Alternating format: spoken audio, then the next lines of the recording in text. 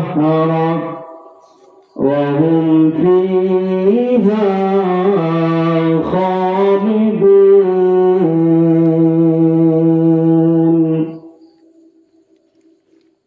وقال تعالى في آية أخرى: جنات عدن يدخلونها يحلون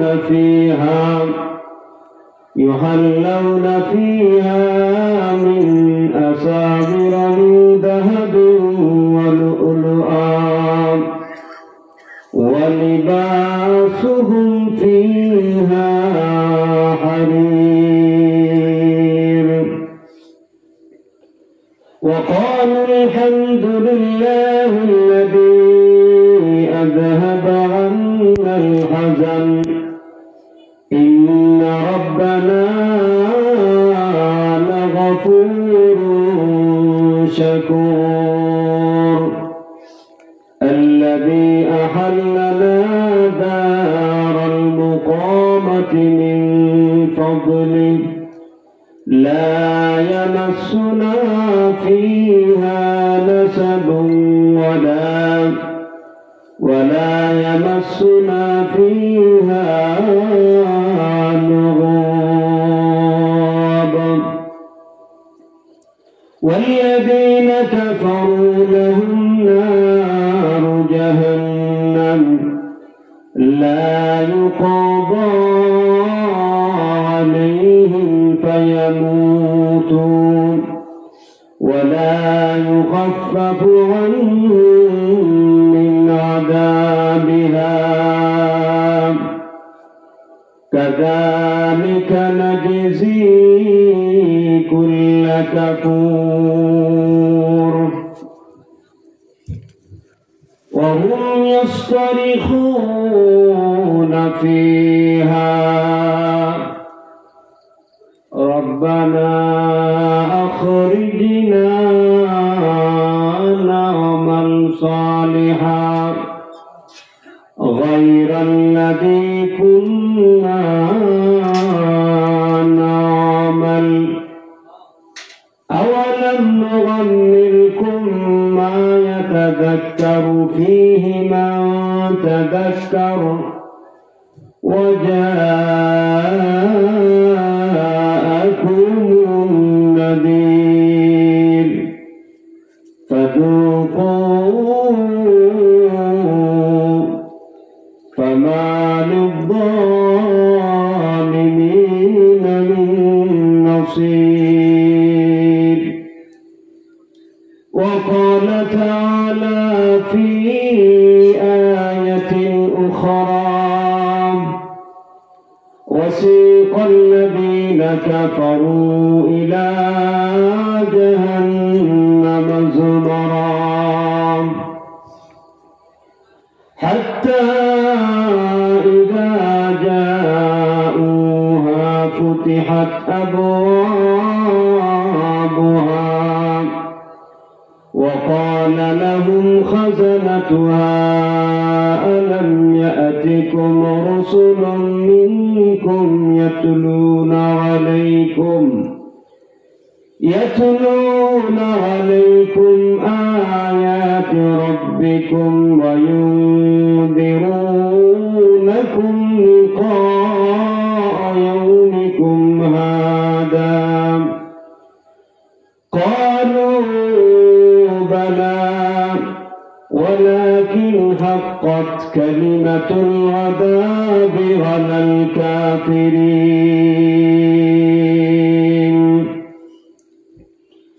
قيل ادخلوا أبواب جهنم خالدين فيها فبئس مثوى المتكبرين. وسيق الذين اتقوا ربهم إلى الجنة زمرا حتى إذا جاءوها وفتحت أبوابها وقال لهم خزنتها سلام عليكم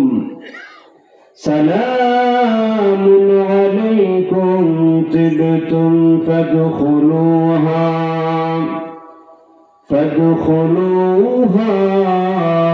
خالدين وقالوا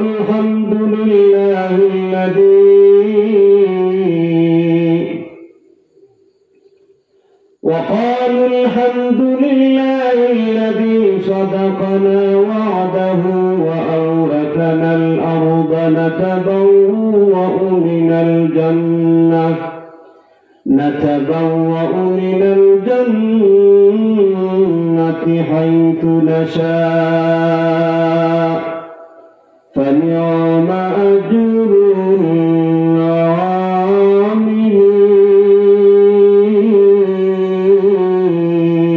العاملين. وقال الله تعالى في آية أخرى يا عباد لا خوف عليكم اليوم ولا أنتم تحزنون الذين آمنوا بآياتنا وكانوا مسلمين. صدق الله العظيم. وقال النبي صلى الله عليه وسلم نادى مناد من الله لأهل الجنة يا أهل الجنة إن لكم أن تصحوا فلا تسقموا أبدا وإن لكم أن تشبوا فلا تهرموا أبدا وإن لكم أن تنعموا فلا تبأسوا أبدا أو كما قال عليه الصلاة والسلام. وصدق رسوله النبي الكريم ونحن على ذلك من الشاهدين والشاكرين والحمد لله رب العالمين. اللهم صل على محمد وعلى آل محمد كما صليت على إبراهيم وعلى آل إبراهيم إنك حميد مجيد.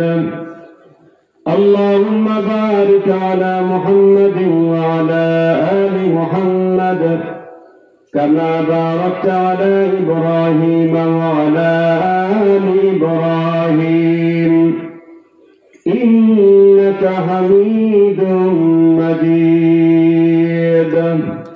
الحمد لله. দক্ষিণ কাকনহাটি পুরাতন জামে মসজিদের উদ্যোগে আয়োজিত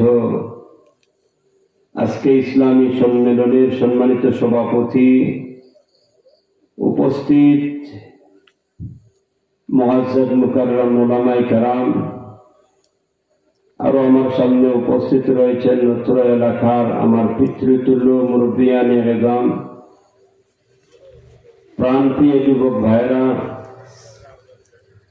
সর্বস্তরের তৌহিদি জনতা, পর্দানিশীন মা এবং বোনেরা, মহান রব্বুল আলামিনের দরবারে আলিশানে অন্তরে অন্তঃস্থল থেকে কোটি কোটি শুকরিয়া আদায় করছি, যিনি অত্যন্ত মহব্বত করে, দয়া করে, মায়া করে, ভালোবেসে আমাদেরকে আজকে পর্যন্ত জীবিত রেখেছেন। আজকে পর্যন্ত আমরা জীবিত। আমরা যদি একটু গভীরভাবে খেয়াল করি তো দেখতে পারবো আমাদের বয়সের অনেক মানুষ, আমাদের আত্মীয় অনাত্মীয়, নিকটে দূরে কত মানুষ কবরে বাসিন্দা হয়ে গেছে।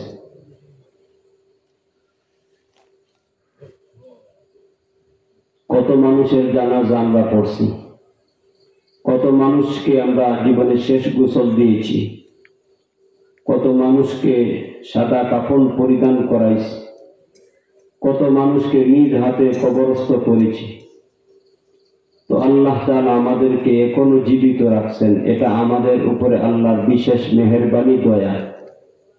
আমরা আমাদের গায়ের শক্তির বলে, গায়ের জুড়ে, বংশমর্যাদার বলে, শক্তির বলে, পদ পজিশনের বলে আমরা জীবিত থাকতে পারি নাই। মহান আল্লাহর অশেষ মেহেরবানি, দয়ার কারণেই আমরা জীবিত আছি। আল্লাহ আমাদেরকে জীবিত রেখে এবং সুস্থ রেখেছেন।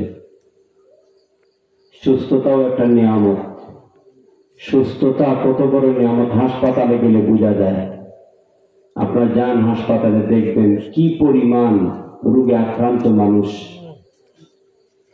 সুস্থতা যে কত বড় নিয়ামত, হাসপাতালের বেডে যিনি শুয়ে কাতরাইতেছেন তাকে জিজ্ঞেস করে দেখেন, তার কাছ থেকে জানতে পারবেন যে সুস্থতা কত বড় নিয়ামত।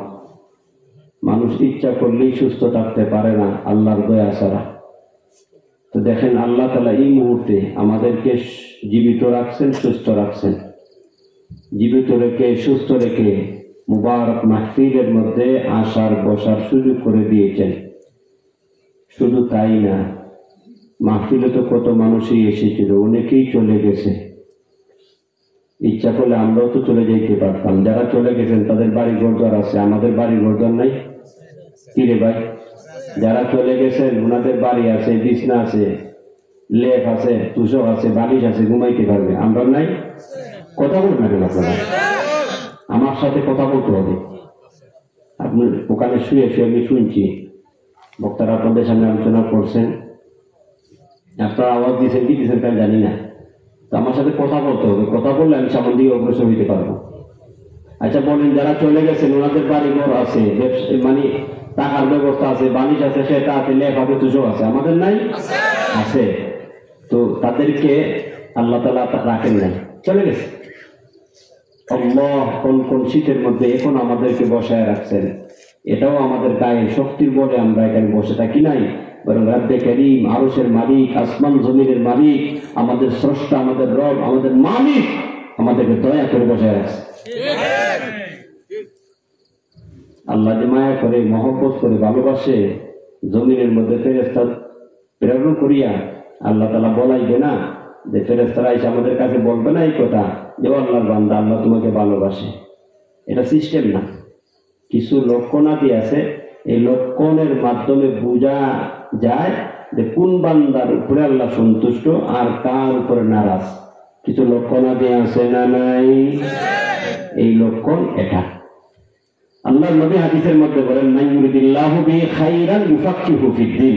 আল্লাহ যার কল্যাণ চায় তাকে দিনে সহি বুঝ দান করে। উলামায়ে কেরামগণ অনেক আলোচনা করেছেন, যাকে আল্লাহ তাআলা ভালোবাসেন, মহব্বত করেন, আল্লাহর যে বান্দা বান্দীকে মহব্বত করেন, ভালোবাসার লক্ষণ কি বলে? তাকে নেক আমল করার তৌফিক দান করেন। নেক আমল করার তৌফিক দেওয়া এটাও আল্লাহ তাআলার বহুত বড় নিয়ামত।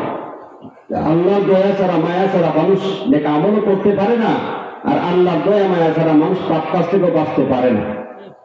ঠিক না দেখি? তো নেক আমলের মধ্যে আল্লাহ তাআলা তৌফিক দান করছেন এবং এখনো বসায় রাখছেন। আর আমরা নিয়ত করি ইনশাআল্লাহ মুনাজাত করে যাব। রাজি আছেন নি? মুনাজাত করে যাবেন না? কে কে একটু হাতটা তোলাবেন।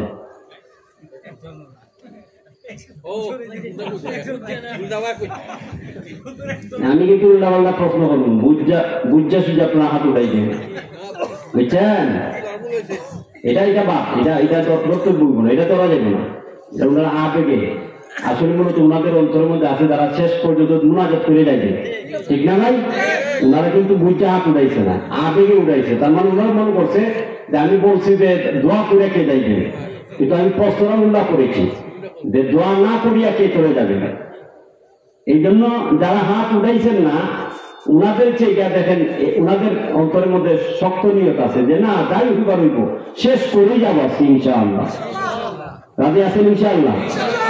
যদি আপনারা শুনতে চান আগ্রহের সাথে কিছু কথা বলবো, কারণ বুঝছেন তো আমাকে বলা হয়েছে, এই আসার সময় বলা হয়েছে যখন আমি বাদ থেকে আসি সেই জায়গায় উঠবো, আমার বলা হয়েছে যে জান্নাত জাহান্নাম সম্পর্কে আলোচনা করার জন্য।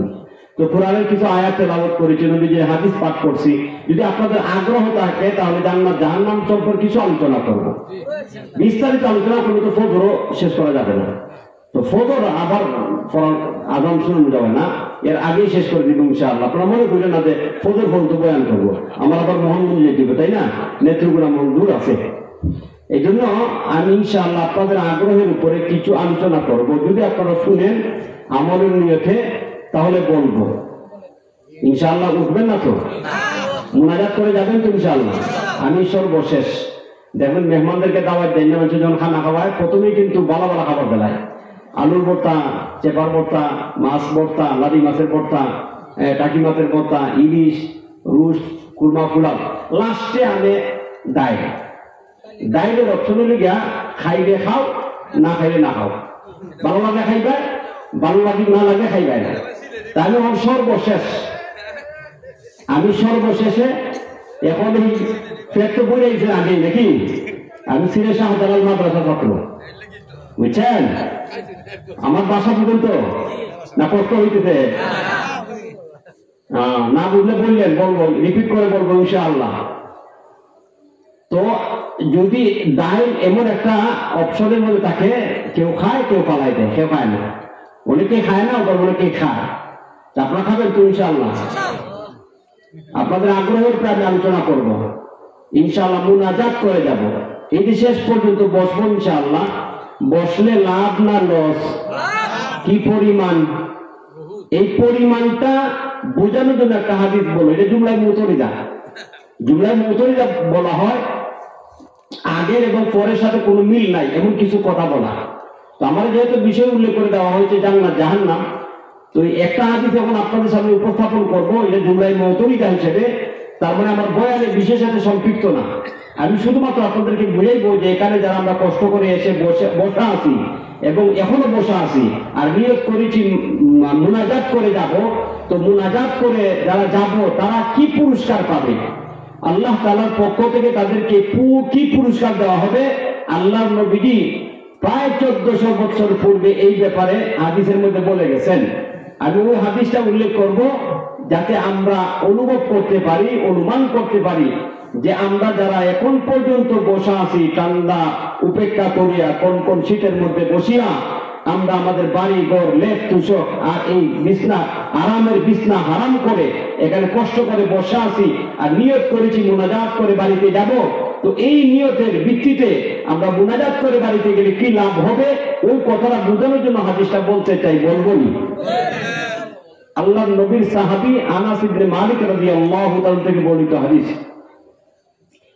عن أنس بن مالك رضي الله تعالى عنه قال قال رسول الله صلى الله عليه وسلم ما من قوم اجتمعوا يذكرون الله لا يريدون بذلك إلا وجهه إلا ناداهم مناد من السماء أن قوموا مغفورا لكم قد بدل سيئاتكم حسنات أو كما قال عليه الصلاة والسلام।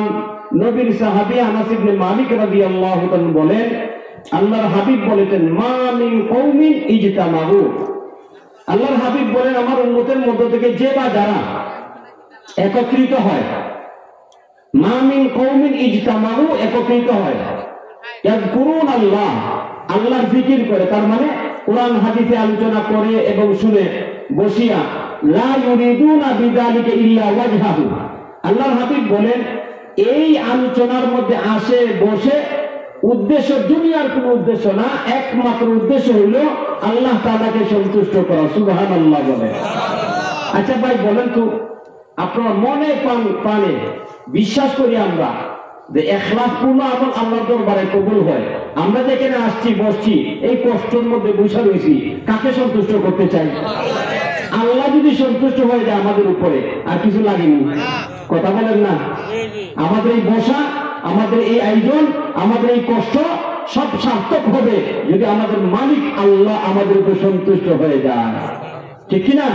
এই জন্য আল্লাহ নবী বলেন যে এখানে আসা এবং বসা অন্য কোনো উদ্দেশ্য না, দুনিয়ার কোনো স্বার্থে না, একমাত্র আসমানের মালিক, আসমান জমিনের মালিক আল্লাহকে সন্তুষ্ট করার জন্য বসে। নবীজি বলেন শেষ পর্যন্ত যারা বসে, মুনাজাতের পরে যখন মাহফিল সমাপ্ত করে দেওয়া হয়, ওই সময় ঘোষণা হবে ভাই আমাদের মাহফিল এখানেই সমাপ্ত, তো আমরা বাড়িতে যাওয়ার জন্য দাঁড়াবো না। এই দাঁড়ানোর সময় আল্লাহর হাবিব বলেন আসমান থেকে একজন ফেরেশতা এলান করে বলে, হে আল্লাহর বান্দারা, মাহফিল শেষ হয়ে গেছে, তোমরা এখন বাড়িতে যাওয়ার জন্য দাঁড়াইতেছো, তো এমন ভাবে দাঁড়াও আল্লাহ তোমাদেরকে ক্ষমা করে দিয়েছেন। শুধু ক্ষমার ঘোষণা না, নবীজি হাদিসের শেষ দিকে বলেছেন নাদা মুনাদিন মিনাস সামা আন কুমু মাগফুরান লাকুম قد بدل سيئاتكم حسنات। আল্লাহু আকবার বলেন। আল্লাহর নবীর সাহাবী আনাস ইবনে মালিক রাদিয়াল্লাহু তাআলা আনহু বলেন, আল্লাহর নবী বিশ্ব নবী রাহমাতুল লিল আলামিন বলেছেন, ও আমার উম্মত, তোমাদের মধ্য থেকে যে বাজারা আল্লাহর জিকির করার জন্য, কোরআন সুন্নাহর আলোচনা করার জন্য, শ্রবণ করার জন্য একত্রিত হও, এই একত্রিত হওয়ার পিছনে অন্য কোনো উদ্দেশ্য না, লা ইউরিদুনা বিযালিকা ইল্লা ওয়াজহা। কোয়েল জ্বলতেছে না, বুঝছো? আছে কোয়েলের দোয়া খাওয়াচ্ছে, মশার হামর হওয়া না, কোয়েল কাছে কিন্তু ছড়াই না। বিশ্বনবীর সাহাবী আনাস ইবনে মালিক রাদিয়াল্লাহু তাআলা আনহু বলেন, আল্লাহর নবী বলেন, হে আমার উম্মত, যে যারা আল্লাহকে সন্তুষ্ট করার জন্য বসে, শেষ পর্যন্ত যারা বসা থাকে, আখিরি মুনাজাতের পরে যখন বাড়িতে যাওয়ার জন্য দাঁড়ায়, ওই সময় আসমান থেকে একজন ফেরেশতা এলান করিয়া বলে, ও আল্লাহর বান্দারা, মাহফিল সমাপ্ত হয়েছে, এই জন্য তুমি করে বাড়িতে যাওয়ার জন্য দাঁড়াইতেছো, তো এমন ভাবে দাঁড়াও আল্লাহ তোমাকে তোমাদের পিছনের গুনাহগুলি ক্ষমা করে দিয়েছে।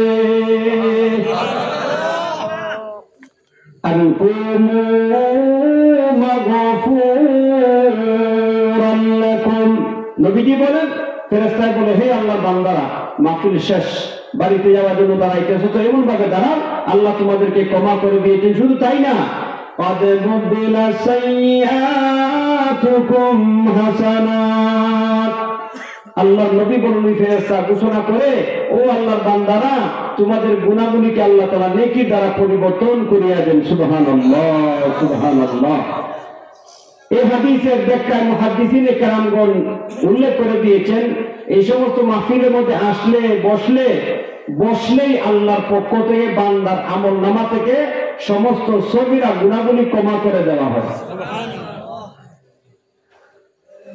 কিন্তু কবিরা গুনাহ তওবা ছাড়া মাফ হয় না।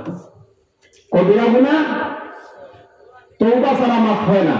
তাই কোন কোন তাফসীর উলামায়ে কেরামগণ, মুহাদ্দিসিনে কেরামগণ বলেন, মাহফিলের শেষ প্রান্তে যেহেতু তওবা হয়, দোয়া হয়, মুনাজাত হয়, বান্দা লজ্জিত হয়ে আল্লাহর কাছে মাফ চায়, তো আল্লাহ রাব্বুল আলামিন ওই বান্দার এই তওবা যদি কবুল করে ফেলেন, তো তার এই তওবা কবুল করার ফলে তার জীবনের আমলনামা থেকে আল্লাহ সগীরা কবিরা সব গুনাহগুলি ক্ষমা করিয়া দেন। সুবহানাল্লাহ।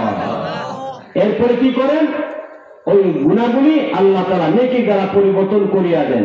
তার মানে আমল নামার মধ্যে আর কোনো গুনাহ থাকে না, আল্লাহর পক্ষ থেকে বান্দাকে ক্ষমা করিয়া নিষ্পাপ বানায়া দেয়, আর আল্লাহর বান্দারা ওই সমস্ত মাহফিল থেকে নিষ্পাপ হয়ে বাড়িতে পৌঁছিয়া যায়। সুবহানাল্লাহ। আমরা ইনশাআল্লাহ আজকে নিয়ত করি, আল্লাহর নবীর হাদিস সত্য, নবীর কথার মধ্যে কোনো সন্দেহ নাই। ও তো আজকে আওয়াজ দিলেন, নবীর কথার মধ্যে সন্দেহ আসেনি ভাই? কোনো সন্দেহ নাই। আমরা নবীকে ভালোবাসি, আল্লাহকে যেমন ভালোবাসি নবীকেও ভালোবাসি, আর এই কথা বিশ্বাস করি, আল্লাহর কথার মধ্যে কোনো সন্দেহ নাই, নবীর কথার মধ্যে কোনো সন্দেহ নাই, ঠিক কিনা? আল্লাহর নবীর কথা 100% সত্য কথা। তো নবীজি বলেছেন, তো আমরা যে নবীর কথা বিশ্বাস করিয়া মুনাজাত করে যাই, জীবনে তো কত সময় কতভাবেই কেটে যায়, ঠিক না ভাই? এইভাবে মাহফিল তো বছরে একবারই হয়। এই যে মনে করেন এই বছর মাহফিল হয়েছে, কত বছরের মাহফিলে হয়তো বা অনেকেই ছিল এই মাহফিল করার আগেই কবরে বাসিন্দা হয়ে গেছে, এমন হচ্ছে। এই গ্রামে 1 বছরে কোনো মানুষ মারা যায় না, কি বলেন? গত সবার মধ্যে অনেকেই ছিল হয়তো বা এই সভা এই মাহফিলের আগেই অনেকেই মৃত্যুবরণ করে কবরে চলে গেছেন। তো আগামী বছর ইনশাআল্লাহ সভা হবে, ঠিক নেই? তো আগামী বছরে সবার মধ্যে আমরা থাকতে পারবো কি পারবো না, এটা আল্লাহ ছাড়া কেউ জানে না। যদি এমন হয় যে আগামী বছরের মাহফিলের আগে আমার ইন্তেকাল হয়ে যায়, মৃত্যু হয়ে যায়, তাহলে বুঝতে হবে এটাই আমার জীবনের শেষ মাহফিল, ঠিক নেই? তাহলে আমরা আমাদের জীবনের শেষ মাহফিল মনে করতে পারি, এই মনে করার সুযোগ আছে। তো এই সুযোগ আছে যেহেতু, মনে করিয়া যদি মাহফিলটাকে সমাপ্ত করিয়া মুনাজাত করে বাড়িতে যাই, তাহলে আমাদের লাভ হবে না লস হবে? কি পরিমাণ লাভ! জীবনের গুনাহগুলি আল্লাহ তাআলা ক্ষমা করে দিবেন। অনেকে ভাবতে পারেন যে হুজুর কি বলেন, জীবনে কত অপরাধ করেছি, কত গুনাহ করেছি, আর এত গুনাহ বসলে আর শেষ পর্যন্ত বসলে মাপ চাইলেই মাফ করে দিবে আল্লাহ তাআলা, এটা কিভাবে সম্ভব? আমি আপনাদেরকে বলতে চাই ভাই, আল্লাহ তাআলা অসীম দয়ালু, আমাদের গুনার একটা সীমা আছে, আল্লাহ তাআলার দয়া মায়ার কোনো সীমা না হয় আজকে পর্যন্ত জীবিত থাকার কথা না। যেই পরিমাণ অপরাধ করেছি আল্লাহ তাআলা দেখেন, বান্দা এই জমিনের মধ্যে আল্লাহর নিয়ামতকে নাফরমানি করে যখন অপরাধ করে, ওই গুনার জায়গার মধ্যে আল্লাহ ধ্বংস করার ক্ষমতা রাখেন কি রাখেন না ভাই? ওই জায়গার মধ্যে আল্লাহ বান্দাকে ধ্বংস করতে পারেন, কিন্তু এরপরও ক্ষমতা থাকার পরও, আল্লাহ দেখার পরও ধ্বংস করে না। এটাই প্রমাণ করে আল্লাহ ভালোবাসে। তো আল্লাহর মহব্বত, আল্লাহর ভালোবাসা আমাদের গুনার চেয়ে বেশি আল্লাহর পক্ষে সম্ভব। একই না বিশ্বাসের সাথে যদি আমরা বসিয়া মুনাজাত করে যাই, আশা করি আল্লাহ এই মাহফিলটাকে কবুল করিয়া এলাকাবাসীর জিন্দা মুর্দা সবাইকে মাফ করে দিবেন। বিশেষ করে আমরা যারা বসা আছি, আমাদেরকে নিষ্পাপ বানাইয়া বাড়িতে পৌঁছাইয়া দিবেন। থাকবেন তো? আলোচনা শুরু করব। ভূমিকার কথাটা শেষ করছি, এখন যদি ব্যবসা ভালো হয় কথা শুরু করব, না হয় দোয়া। জান্নাত জাহান্নামের আলোচনা অনেক লম্বা আলোচনা, আমাকে আরো আগে দেওয়া দরকার ছিল, এখন 12:15 বাজে।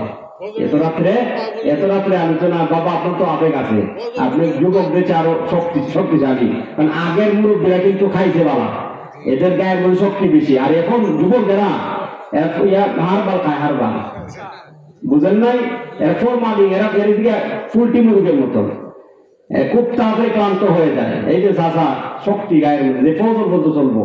কিন্তু অনেকে যুবক আছেন, এরা মিটমিট করে ইয়ে করতেছে, যে বাপ্পা যাচ্ছে কি করে কি না, হুজুর কি আসলে ফজর বলতো? আরে ভাই না, ফজর পর্যন্ত ইনশাআল্লাহ না, কয়েকটা মিনিট, যেহেতু কয়েকটা আয়াত তেলাওয়াত করেছি, জান্নাত এবং জাহান্নামের ব্যাপারে আমাকে কর্তৃপক্ষ আদেশ করেছে, এই আদেশ পালনার্থে কয়েকটা আলোচনা করব।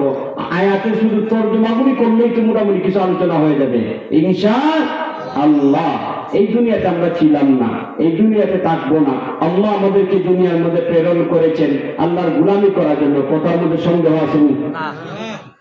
এই দুনিয়ার মধ্যে আমরা ছিলাম না, আল্লাহ আমাদেরকে পাঠিয়েছেন, আর আমাদের ইচ্ছায় থাকতে পারবো না। আল্লাহ তাআলার হুকুম যখন হবে দুনিয়া ছেড়ে চলে যেতে হবে। আল্লাহ তাআলা কোরআনের মধ্যে জানাইছেন, বান্দা আমি তোমাদেরকে সৃষ্টি করেছি, তোমাদের প্রত্যেকের জন্য মৃত্যুকে নির্ধারণ করে দিয়েছি, ঠিক? আল্লাহ বলেন নাহনু কদ্দারনা বাইনাকুমুল মাউত ওয়া মা নাহনু বিমাসবুকিন।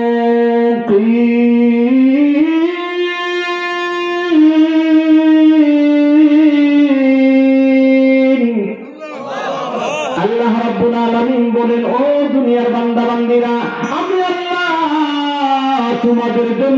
তোমাদের জন্য মৃত্যুকে নির্ধারণ করে দিয়েছি। নাহনু কাদ্দারনা বাইনাকুমুল মাউত। বায়ানা মহান আল্লাহ তার কালামের মধ্যে ঘোষণা করেছেন, বান্দারা রে, আমি আল্লাহ তোমাদেরকে দুনিয়ার মধ্যে সৃষ্টি করেছি। এই দুনিয়ার হায়াতে জিন্দেগির মালিক আমি আল্লাহ। আমি দুনিয়ার মধ্যে পাঠিয়েছি। ওই দুনিয়ার মধ্যে তোমরা কতদিন থাকবে, কতদিন পরে তোমাদের মৃত্যু হবে, আমি আল্লাহ প্রত্যেকের জন্য মৃত্যুকে নির্ধারণ করে দিয়েছি। মৃত্যু নির্ধারিত, যখন আসবে কোন শক্তি নাই অতিক্রম করা। কথা বলেন। ইদা জাআ আজালুহা ইদা জাআ আজালুকুম লা ইস্তাখিরুনা সাআতাও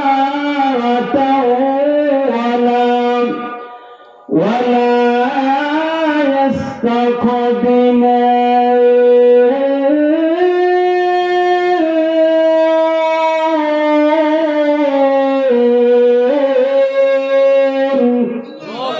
আল্লাহ বলেন, বান্দা আমি আল্লাহ মৃত্যুকে নির্ধারণ করে দিয়েছি।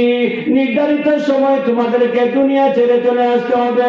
যত শক্তির অধিকারী হও না কেন, যত মজবুত বিল্ডিং এর মধ্যে তুমি অবস্থান করো না কেন, যত চাকর নৌকরে বেষ্টনীর মধ্যে তুমি থাকো না কেন, যত সুখ শান্তির মধ্যে থাকো না কেন, আমি আল্লাহ তোমার জন্য যেই সময় নির্ধারণ করে রেখেছি, ওই নির্ধারিত সময় তোমাকে চলে আসতে হবে।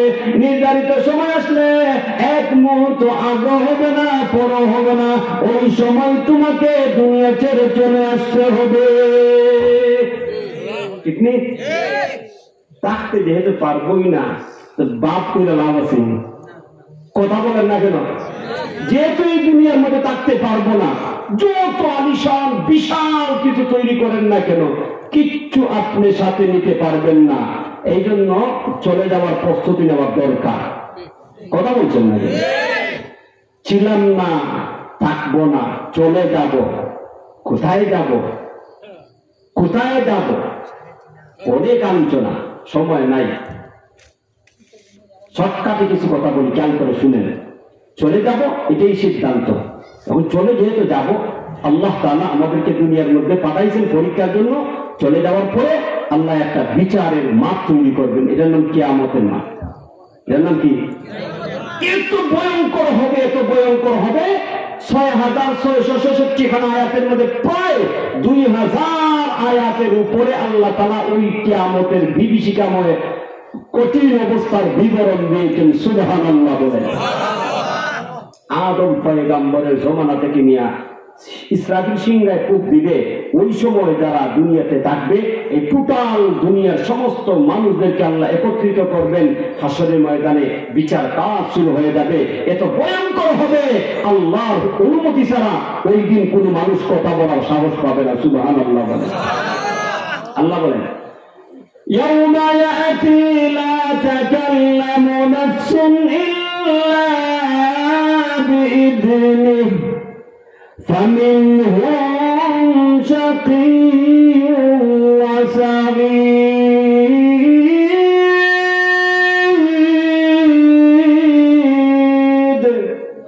يوم يأتي আল্লাহ বলেন, মানুষ, ও দুনিয়ার মানুষ, ওই দিন বিচার দিন আগমন হবে, সংগঠিত হবে। লা তাকাল্লামু নাফসুন ইল্লা বিইذনিহি, কোন মানুষ কথা বলার মতন সাহস পাবে না। মন্ত্রী এমপি তার নাই। দুনিয়ার মধ্যে কি অহংকারী করেছিলে, অহংকার প্রদর্শন করেছ, ওই আখিরাতে টাইম নাই। কথা বলেন ঠিক কিনা? আল্লাহর নবী হাদিসের মধ্যে বলেছেন, গোটা দুনিয়া সমস্ত মানুষগুলিকে আল্লাহ হাসরের ময়দানে উপস্থিত করবেন। গোটা হাসরের ময়দান নিস্তব্ধ, কোন সাউন্ড নাই, কথা নাই। আল্লাহ বলবেন আইনা মুলুকুল আরদ আইনাল জাব্বারুন আইনাল মুতাকাব্বিরুন, কোথায় দুনিয়ার অহংকারীরা, ছাড়া কোথায় রাজারা, ছাড়া কোথায় অহংকারীরা? লিমানিল মুলকুল ইয়াউম, আজকের দিনের রাজত্ব কার? আজকের দিনের রাজত্ব কার? লিমানিল মুলকুল ইয়াউম।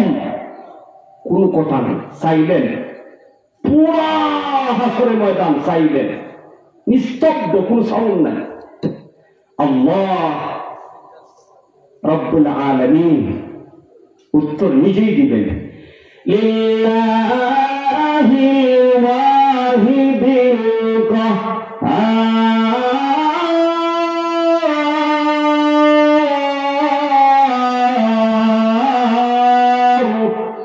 লিল্লাহ, আল্লাহর জন্য। হাসরের ময়দানে বাদশাহী কার? আল্লাহ। কোনো কথা নাই, কোনো কথা চলবে না। আল্লাহ বিচার করবে।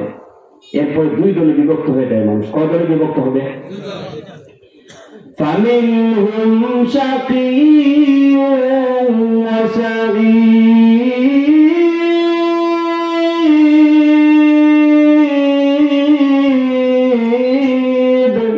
আল্লাহ বলেন ওই দিন দুই দলে বিভক্ত হয়ে এক দল হবে জান্নাতি আর এক দল হবে জাহান্নামী। নাউযুবিল্লাহ। জায়গায় জায়গায় আমি পুরোনো আয়াত তেলাওয়াত করলে বিপদ রয়ে দিব।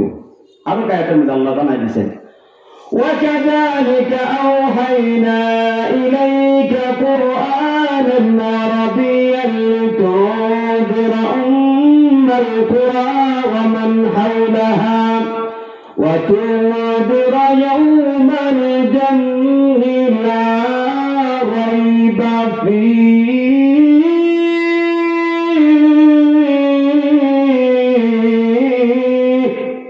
আল্লাহ বলেন, ও নবী, ও আমার বন্ধু, তোমার উপরে আমি আল্লাহ কোরআন নাযিল করেছি উম্মুল কুরা তথা মক্কার আশপাশ এবং মক্কাবাসীদেরকে ভীতি প্রদর্শন করার জন্য। অতুনযিরা ইয়াউমাল জামঈ লা রাইবা ফীহি, ওই দিনের ব্যাপারে সাবধান করার জন্য, যেই দিন সংঘটিত হওয়ার ব্যাপারে কোনো সন্দেহ নাই। ওই দিন কোন দিন? কিয়ামতের দিন।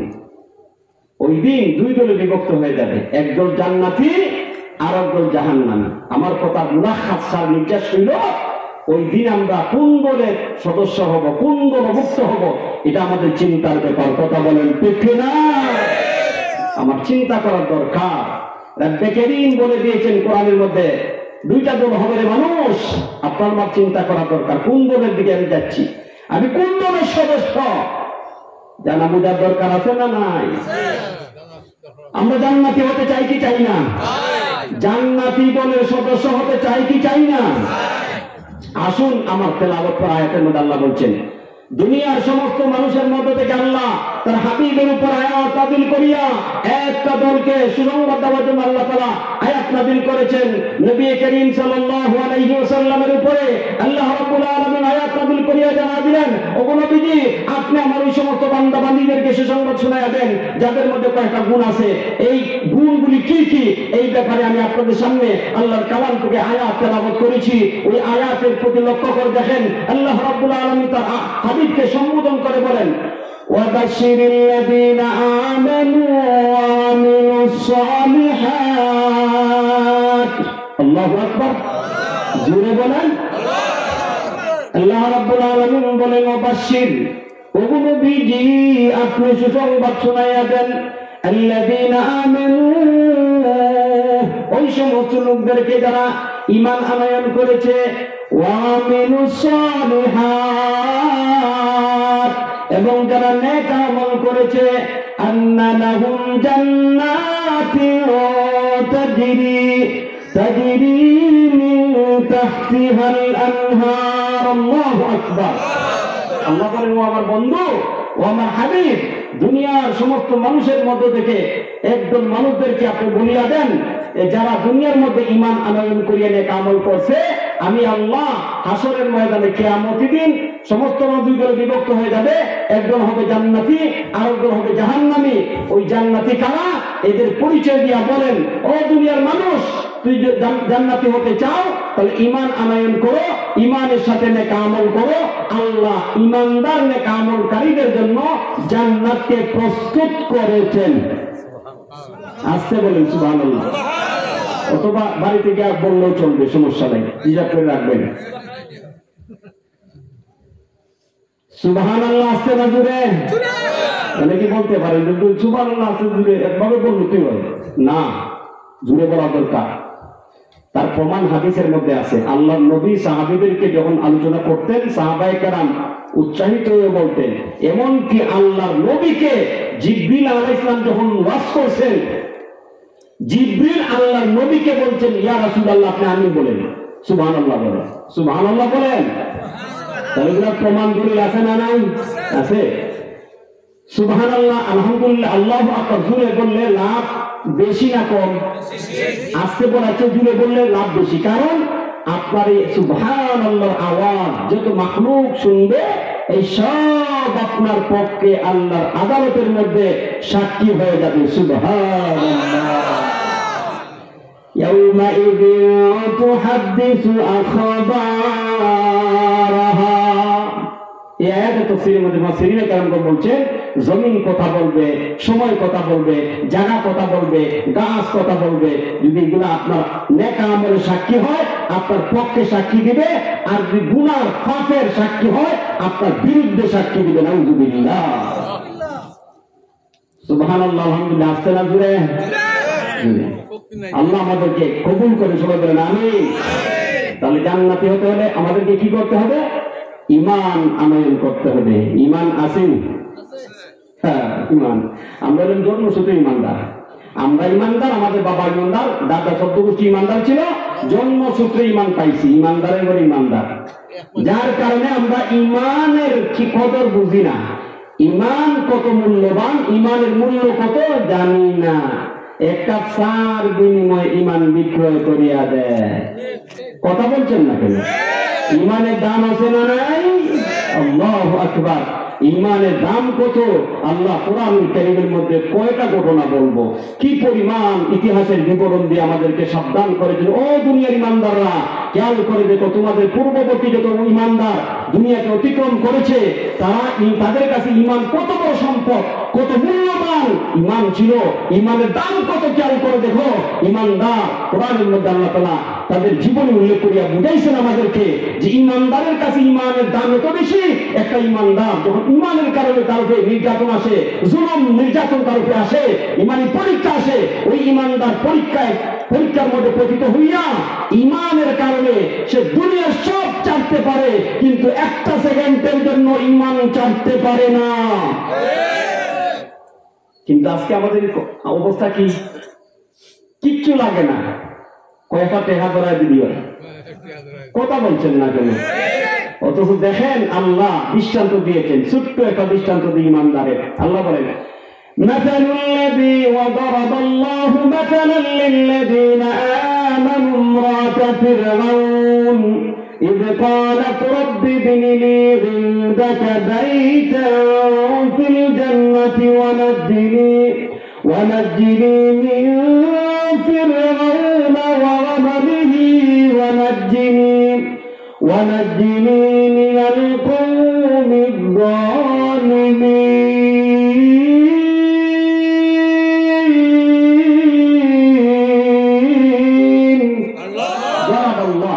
আল্লাহ তাআলা দৃষ্টান্ত দিয়েছেন। সুবহানাল্লাহ। আল্লাহ চমৎকার, কত ভালোবাসে আমাদেরকে। খেয়াল করে দেখেন, আল্লাহ রাব্বুল আলামিন আপনি আমি ঈমানদার, আমাদেরকে নসিহত করেছেন, ওয়াজ করেছেন, দৃষ্টান্ত দিয়ে আমাদেরকে উদাহরণ দিয়ে বুঝাইছেন। ও ঈমানদার, দুনিয়ার ঈমানদাররা, দারাবাল্লাহু মাসালা, আল্লাহ রাব্বুল আলামিন তোমাদের জন্য মাসালা লিল্লাযিনা আমানু, ঈমানদারের জন্য দৃষ্টান্ত দিয়েছেন। কার দৃষ্টান্ত? ইমরাআতা ফিরাউন, ফেরাউনের স্ত্রী। নাম শুনছেন? ফেরাউন গরিব না ধনী ছিল? জোরে বলেন, ধনী না গরিব ছিল? সাধারণ লোক ছিল? ফেরাউন ছিল মিশরের বাদশা। ফেরাউন কোন দেশের বাচ্চা ছিল ভাই? মিশরের বাচ্চা ছিল। এখন বাচ্চার স্ত্রী কি হয়? রানী হয়, রানী, ঠিক নেই? বাচ্চার স্ত্রী রানী হয়। এই আসিয়া তাফসীরে জালালাইনের মধ্যে জালালউদ্দিন মুহাল্লি রাহিমাহুল্লাহ এই আয়াতের তাফসীরে লেখছেন আসিয়া, ফেরাউনের স্ত্রীর নাম আসিয়া লেখছেন। তো আসিয়া বাচ্চার স্ত্রী ছিল। দুনিয়ার ভোগ বিলাসের কোন সামগ্রীর অভাব ছিল না, সব ছিল তার কাছে। ইচ্ছা মতো দুনিয়াকে ভোগ করতে পারত, কিন্তু সে দুনিয়াকে লাথি মেরে ঈমান গ্রহণ করেছে। সুবহানাল্লাহ বলেন। ভাইয়ারা আমার, ফেরাউনের স্ত্রী যখন ঈমান গ্রহণ করেছে, ফেরাউন যখন জানতে পেরেছে ফেরাউনের স্ত্রী ঈমান গ্রহণ করেছে, প্রথম দিকে ফেরাউন তাকে বুঝানোর চেষ্টা করেছে। ফেরাউন তখন তার স্ত্রীকে লক্ষ্য করে বলে, ও আমার স্ত্রী, তুমি ঈমান ছেড়ে দাও, ঈমান ছেড়ে দাও, কারণ তুমি যদি ঈমান না ছাড়ো তাহলে মিশরের জনগণ আমাকে লজ্জা দিবে। ফেরাউন কেমন খোদা, তার স্ত্রী ওই তাকে খোদা মানে না, ঠিক না? ফির তো বড় ফিরিছে, স্ত্রী ফির মানে হিসাব কামের ফির, ঠিক না? এই জায়গার মধ্যে সবাই দুর্বল, ঠিক নি ভাই? বাইরে তো মাশাআল্লাহ দেখবেন কি দাপট আর কি শক্তি, কি শক্তি, কিন্তু জায়গা মতো গেতরা হয় পুরুষরা। এখন ফেরাউন অনেক চেষ্টা করতে বুঝাইছে যে আসিয়া তুমি ঈমান ছেড়ে দাও, না হয় আমার জন্য লজ্জা। আজকে আমি ঘরের মধ্যে তুমি যদি আমাকে রব বলে, প্রভু বলে স্বীকার না করো তো জনগণ আমাকে মানবে না। অনেক চেষ্টা করছে, কিন্তু প্রাথমিক পর্যায়ে মানাইতে পারে নাই। কারণ ঈমানদার এমন এমন এমন, ঈমানের মূল্য তাদের কাছে এমন, দুনিয়ার সব চাপতে পারে, ঈমান চাপতে পারে না।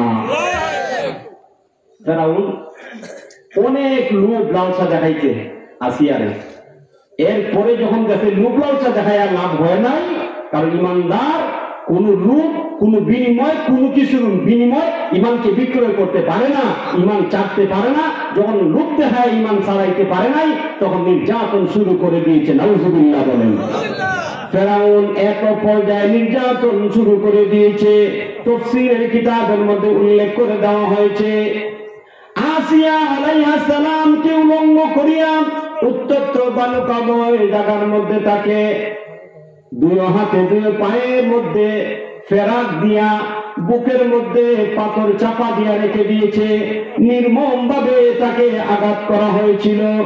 এক পর্যায়ে যখন তাকে মেরে ফেলা হয়, মারার প্রস্তুতি নেওয়া হয়েছে, আল্লাহ রাব্বুল আলামিনকে লক্ষ্য করে আসিয়া বলে, প্রভু হে, রব্বি ইবনি লি ইনদাকা বাইতান ফিল জান্নাতি ওয়া নাজ্জিনি মিন ফিরআউনা ওয়া আমালিহি ওয়া নাজ্জিনি মিনাল কওমিজ জালিমিন।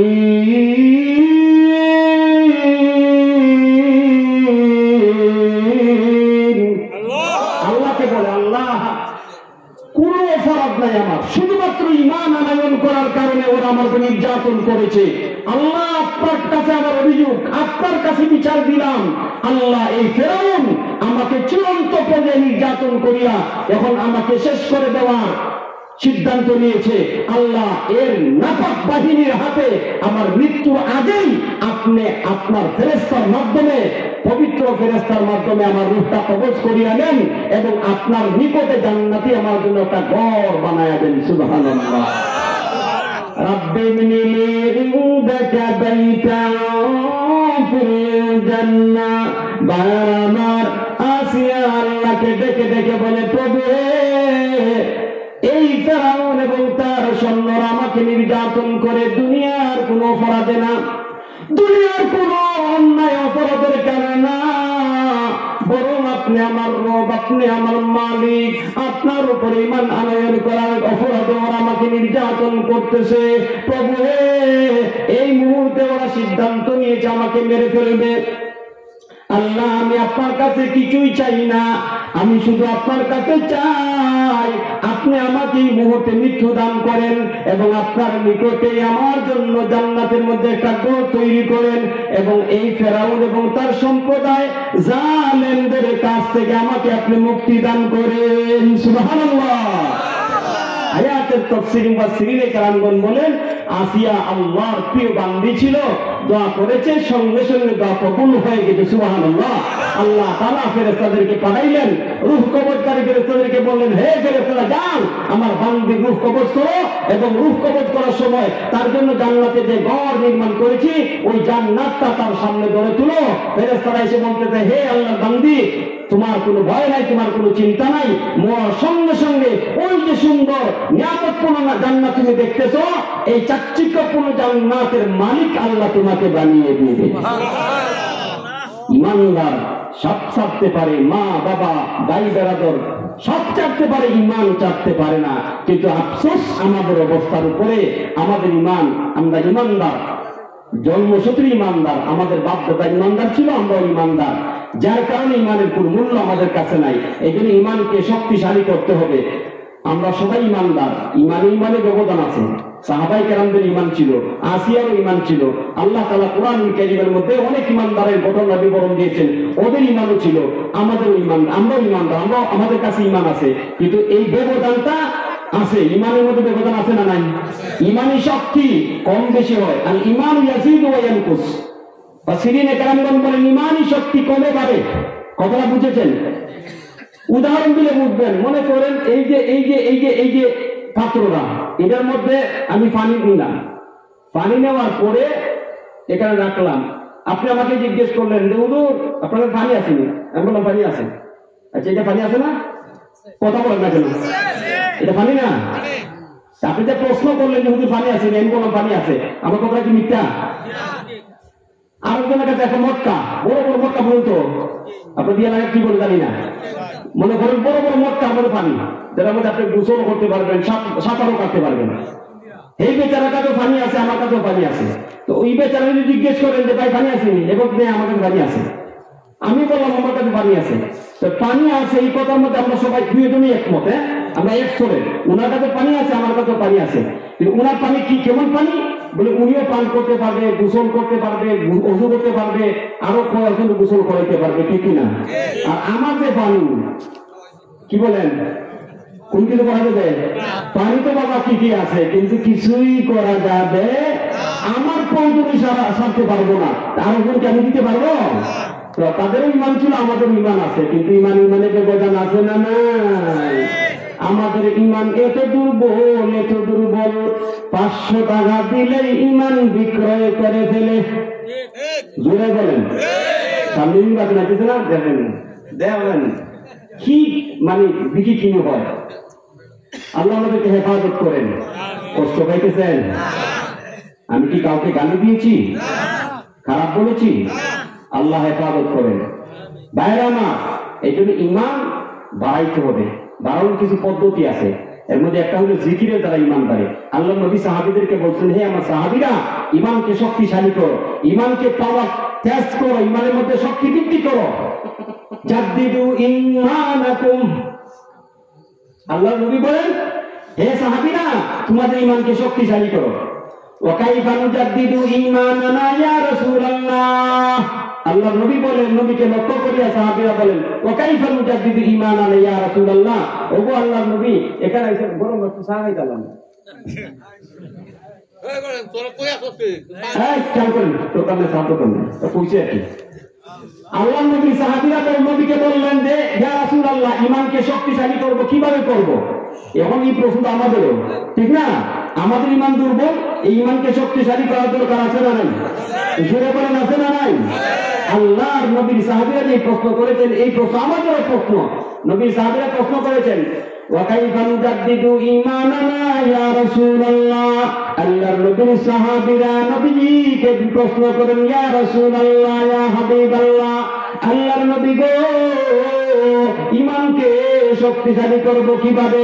ভাই আমার বিশ্ব নবী রাহমাতুল লিল আলামিন আলামিন সাহাবীদেরকে লক্ষ্য করে বলে, ও আমার সাহাবীরা, তোমাদের ঈমানকে শক্তিশালী করার পদ্ধতি হইল, ঈমানকে নবায়ন করার পদ্ধতি হইল আকসিরু মিন কওলি লা ইলাহা ইল্লাল্লাহ, জুড়ে জুড়ে লা ইলাহা ইল্লাল্লাহ, লা ইলাহা ইল্লাল্লাহ, লা ইলাহা ইল্লাল্লাহ, লা ইলাহা ইল্লাল্লাহ, জুড়ে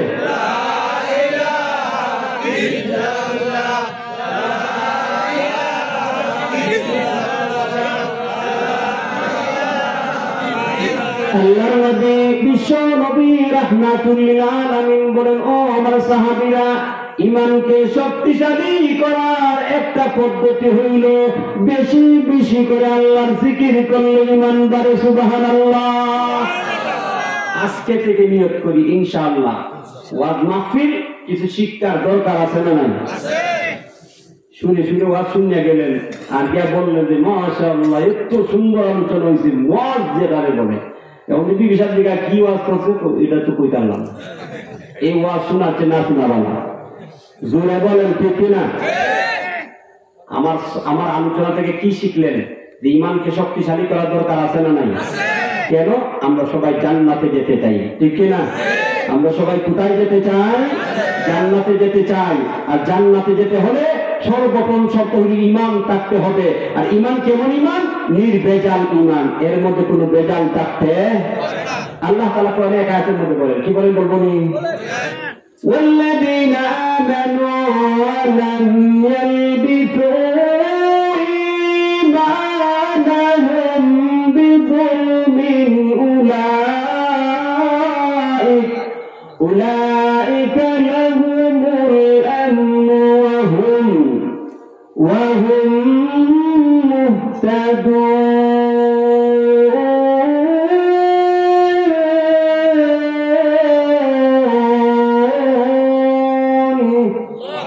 الذين آمنوا ولم يلبسوا إيمانهم بظلم, আল্লাহ বলেন যারা ঈমান আনে, ঈমানের সাথে জুলুমকে মিশ্রণ করে না, উলাইকা লাহুমুল আমন, এদের জন্য আমি আল্লাহ নিরাপত্তার ব্যবস্থা করিয়া দেব। ওহুম মুহতাদুন, এবং তারা হেদায়েত প্রাপ্ত। সাহাবায়ে কেরাম আয়াত শ্রবণ করার পরে হয়রান হয়ে গেছেন, পেরেশান হয়ে গেছেন। ইয়া রাসূলুল্লাহ, ইয়া হাবিবাল্লাহ, আমাদের মধ্যে এমন কি আছে যে ঈমান আনছে জুলুম করে নাই? তারা মনে করছে কি জুলুম মানে গুনাহ। আচ্ছা বলি, বর্তমান সমাজে কোন মুসলমান এমন পাইবেন যে ঈমানদার গুনাহ করে না? 24 ঘন্টার মধ্যে গুনাহ করে না? ছোট হোক বড় হোক, ইচ্ছায় হোক অনিচ্ছা হোক, কিছু গুনাহ হয় কি হয় না? জোরে বলেন হয় কি হয় না? আল্লাহর নবী সাহাবীরা মনে করেছেন এখানে জুলুম মানে গুনাহ। আল্লাহ রাব্বুল আলামিন তার কালামের মধ্যে বলেছেন, ওয়াল্লাযীনা আমানু ওয়ালাম ইয়ালবিসু ঈমানাহুম বিযুলমিন। আল্লাহ রাব্বুল আলামিন বলেছেন, ও দুনিয়ার মানুষ যারা ঈমান আনয়ন করার পরে ওয়ালাম ইয়ালবিসু মিশ্রণ করে না, ওয়ালাম ইয়ালবিসু ঈমানাহুম বিযুলমিন, তারা ঈমানের সাথে জুলুমকে মিশ্রণ করে না। জুলুমের ব্যাখ্যা মনে করেছেন গুনাহ। তাই আল্লাহর নবীর সাহাবীরা বিশ্ব নবীকে লক্ষ্য করে বলে, ইয়া রাসূলুল্লাহ, ইয়া হাবিবাল্লাহ, আল্লাহর নবী গো, এমন তো কেউ নেই আমাদের মধ্যে ঈমান আনয়ন করার পরে গুনাহ করে নাই, ঈমানের কারণে ঈমানের পরে ঈমান গ্রহণ করিয়া কোনো গুনাহ করে নাই, এমন তো কেউ নাই। ছোট হোক বড়, ইচ্ছায় হোক অনিচ্ছায় হোক, কিছু না কিছু গুনাহ তো হয়ে যায়, ঠিক কিনা? নবীর সাহাবীদের প্রশ্নের পরে আল্লাহর নবী বিশ্ব নবী রাহমাতুল লিল আলামিন সাহাবীদেরকে লক্ষ্য করে বলে, আমার সাহাবীরা রে, এই আয়াতের তাফসীরের মধ্যে তোমরা যা বুঝেছো তা না। এখানে জুলুম মানে গুনাহ না, বরং এখানে জুলুম মানে হইল শিরক। কি? কারণ আল্লাহ কোরআনের মধ্যে উল্লেখ করে দিয়েছেন শিরিক হইল সবচেয়ে বড় জুলুম। এখানে জুলুম মানে শিরিক, শিরিক করা জুলুম। আল্লাহ রাব্বুল আলামিন সূরাতুল লুকমানের মধ্যে লুকমান হাকিমের নসিহতের বিবরণ দিতে গিয়ে বলেন, লুকমান হাকিম তার ছেলেকে নসিহত করে বলেছিল, ইয়া বুনাইয়া লা তুশরিক বিল্লাহ ইন্নাশ শিরকা লাযুলমুন আযীম।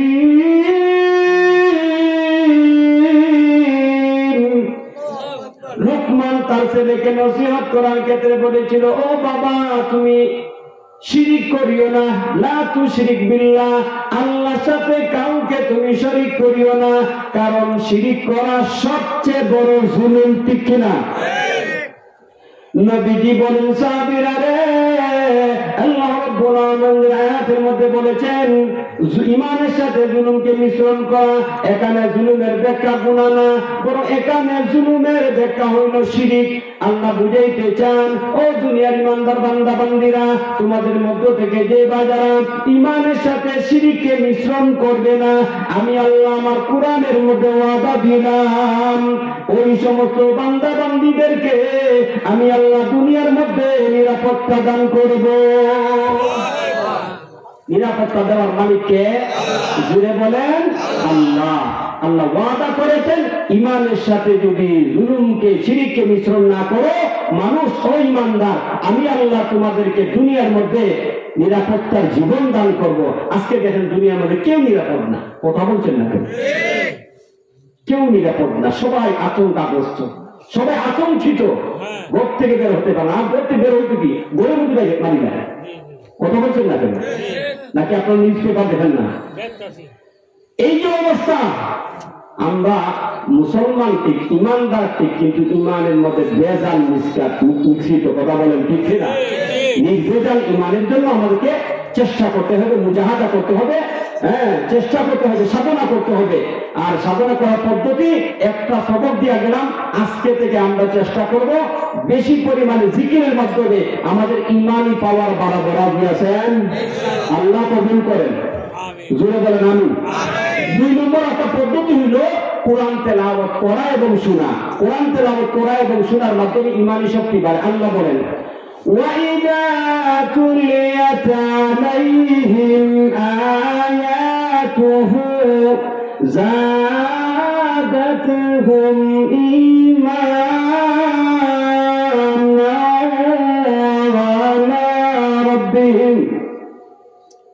وَعَلَى رَبِّهِمْ يَتَوَكَّلُونَ।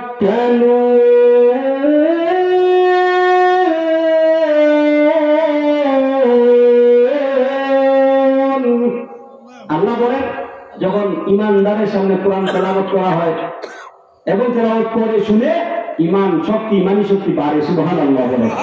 আর অনেক পদ্ধতি আছে ইমান বৃদ্ধির, 2টা পদ্ধতির কথা বলে গেলাম। আমরা এই 2টা পদ্ধতি অবলম্বন করিয়া ইমানি শক্তি বাড়াই, তাহলে আমরা ওই ইমান পাওয়ারফুল হবে, ওই ইমানের দ্বারা আমরা জান্নাতি হতে পারবো ইনশাআল্লাহ। তাহলে জান্নাতি হতে চাই, জান্নাতি হতে হলে আমার তেলাওয়াত করা আয়াতের মধ্যে আল্লাহ বলেছেন, অবাশশিরিল্লাযীনা আমানু, ও নবী আপনি ওই সমস্ত লোকদেরকে জান্নাতের সুসংবাদ শোনায় দাও যারা ঈমানদার, ওয়া আমিলুস সালিহাত, নেক আমল করে। তাহলে জান্নাতে যেতে হলে কি করতে হবে? ঈমান আনতে হবে। ঈমানের সাথে কি করতে হবে? নেক আমল করতে হবে। নেক আমল করতে রাজি আছেন? কে কে রাজি? একটু হাতটা তুলাবেন।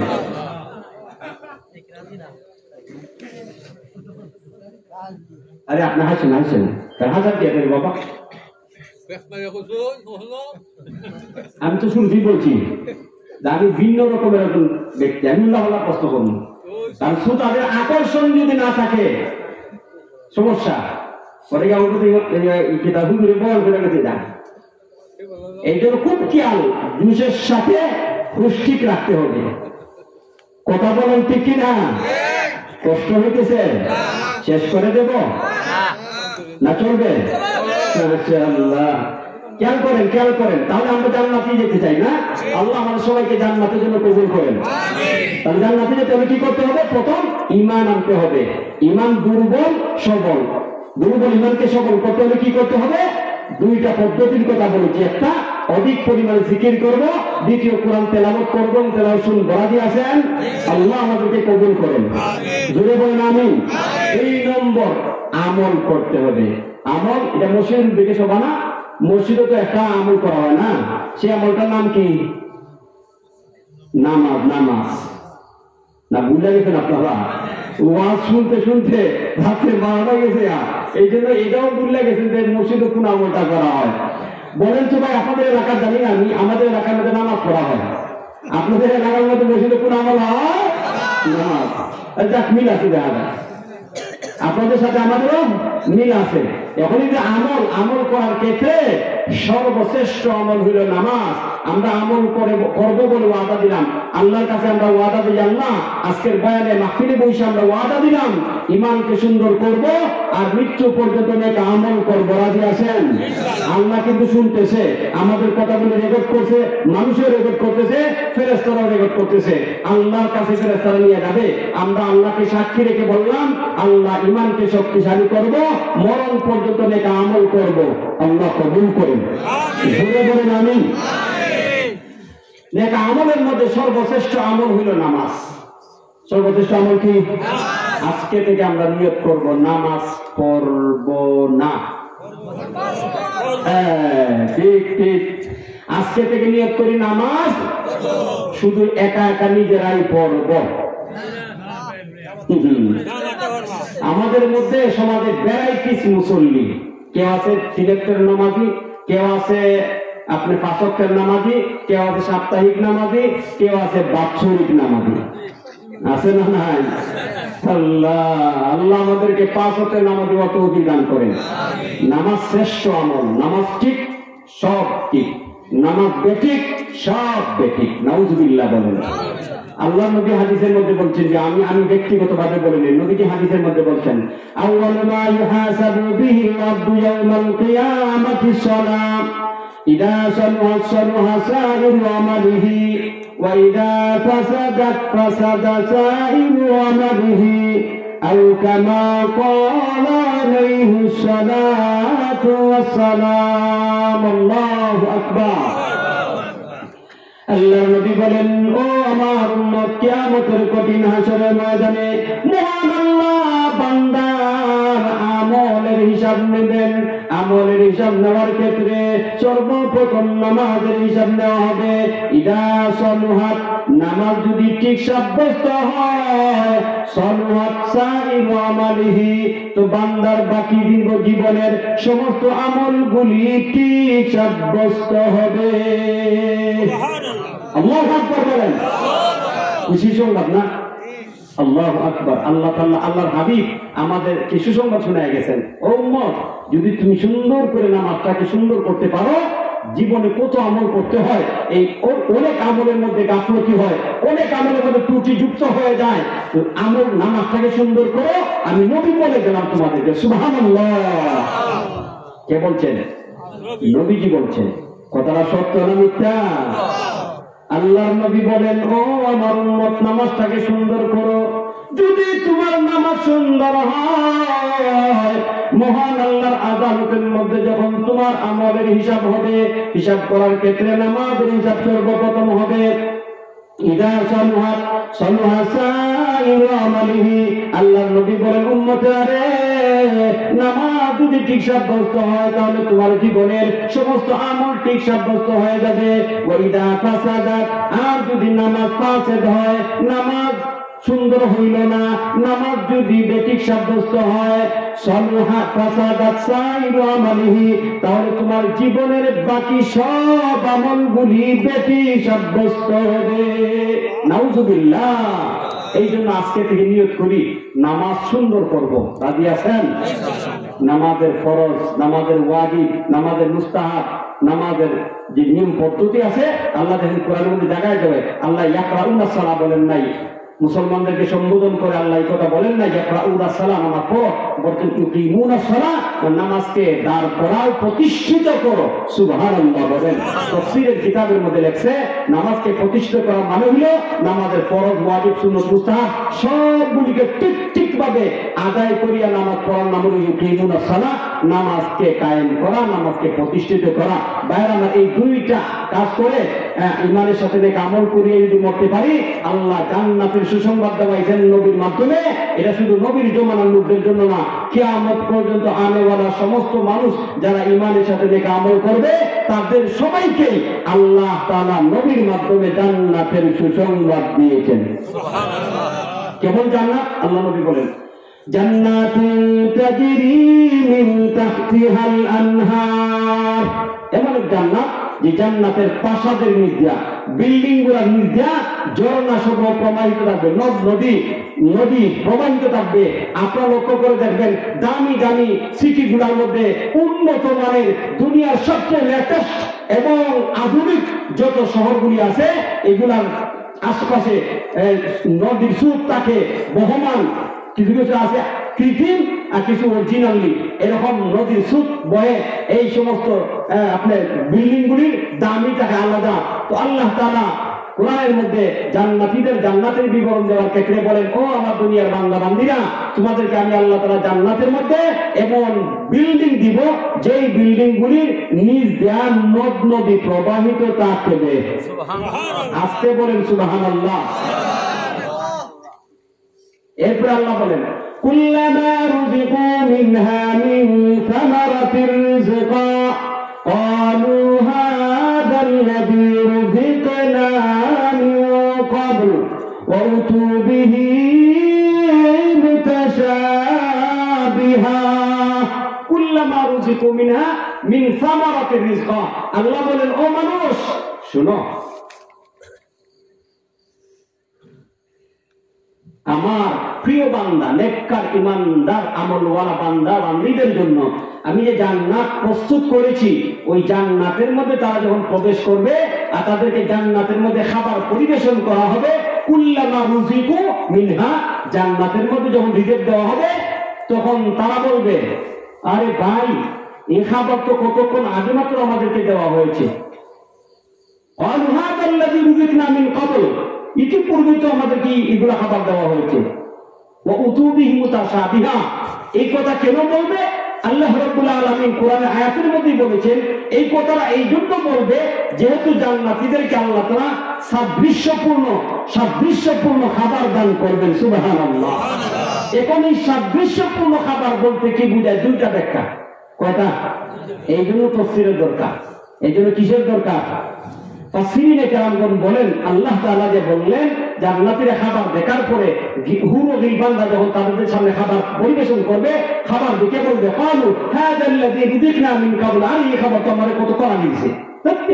যাও বড় লোকরা এরকম কয় কি করে না খাবেন, চাকর নৌকরদেরকে বলে এই যাবে কতক্ষণ আগে বলতেছি না বারবার কি খাওয়া খাবি, বলে কি বলে না ভাই? জান্নাতীরা খাদেম গিলমানকে বলবে, ও ভাই কি ব্যাপার, এই খাবার তো কতক্ষণ পূর্বেই আমাদেরকে দেওয়া হয়েছিল, এই খাবারকে বারবার পরিবেশন করা হইতেছে, কারণ কি?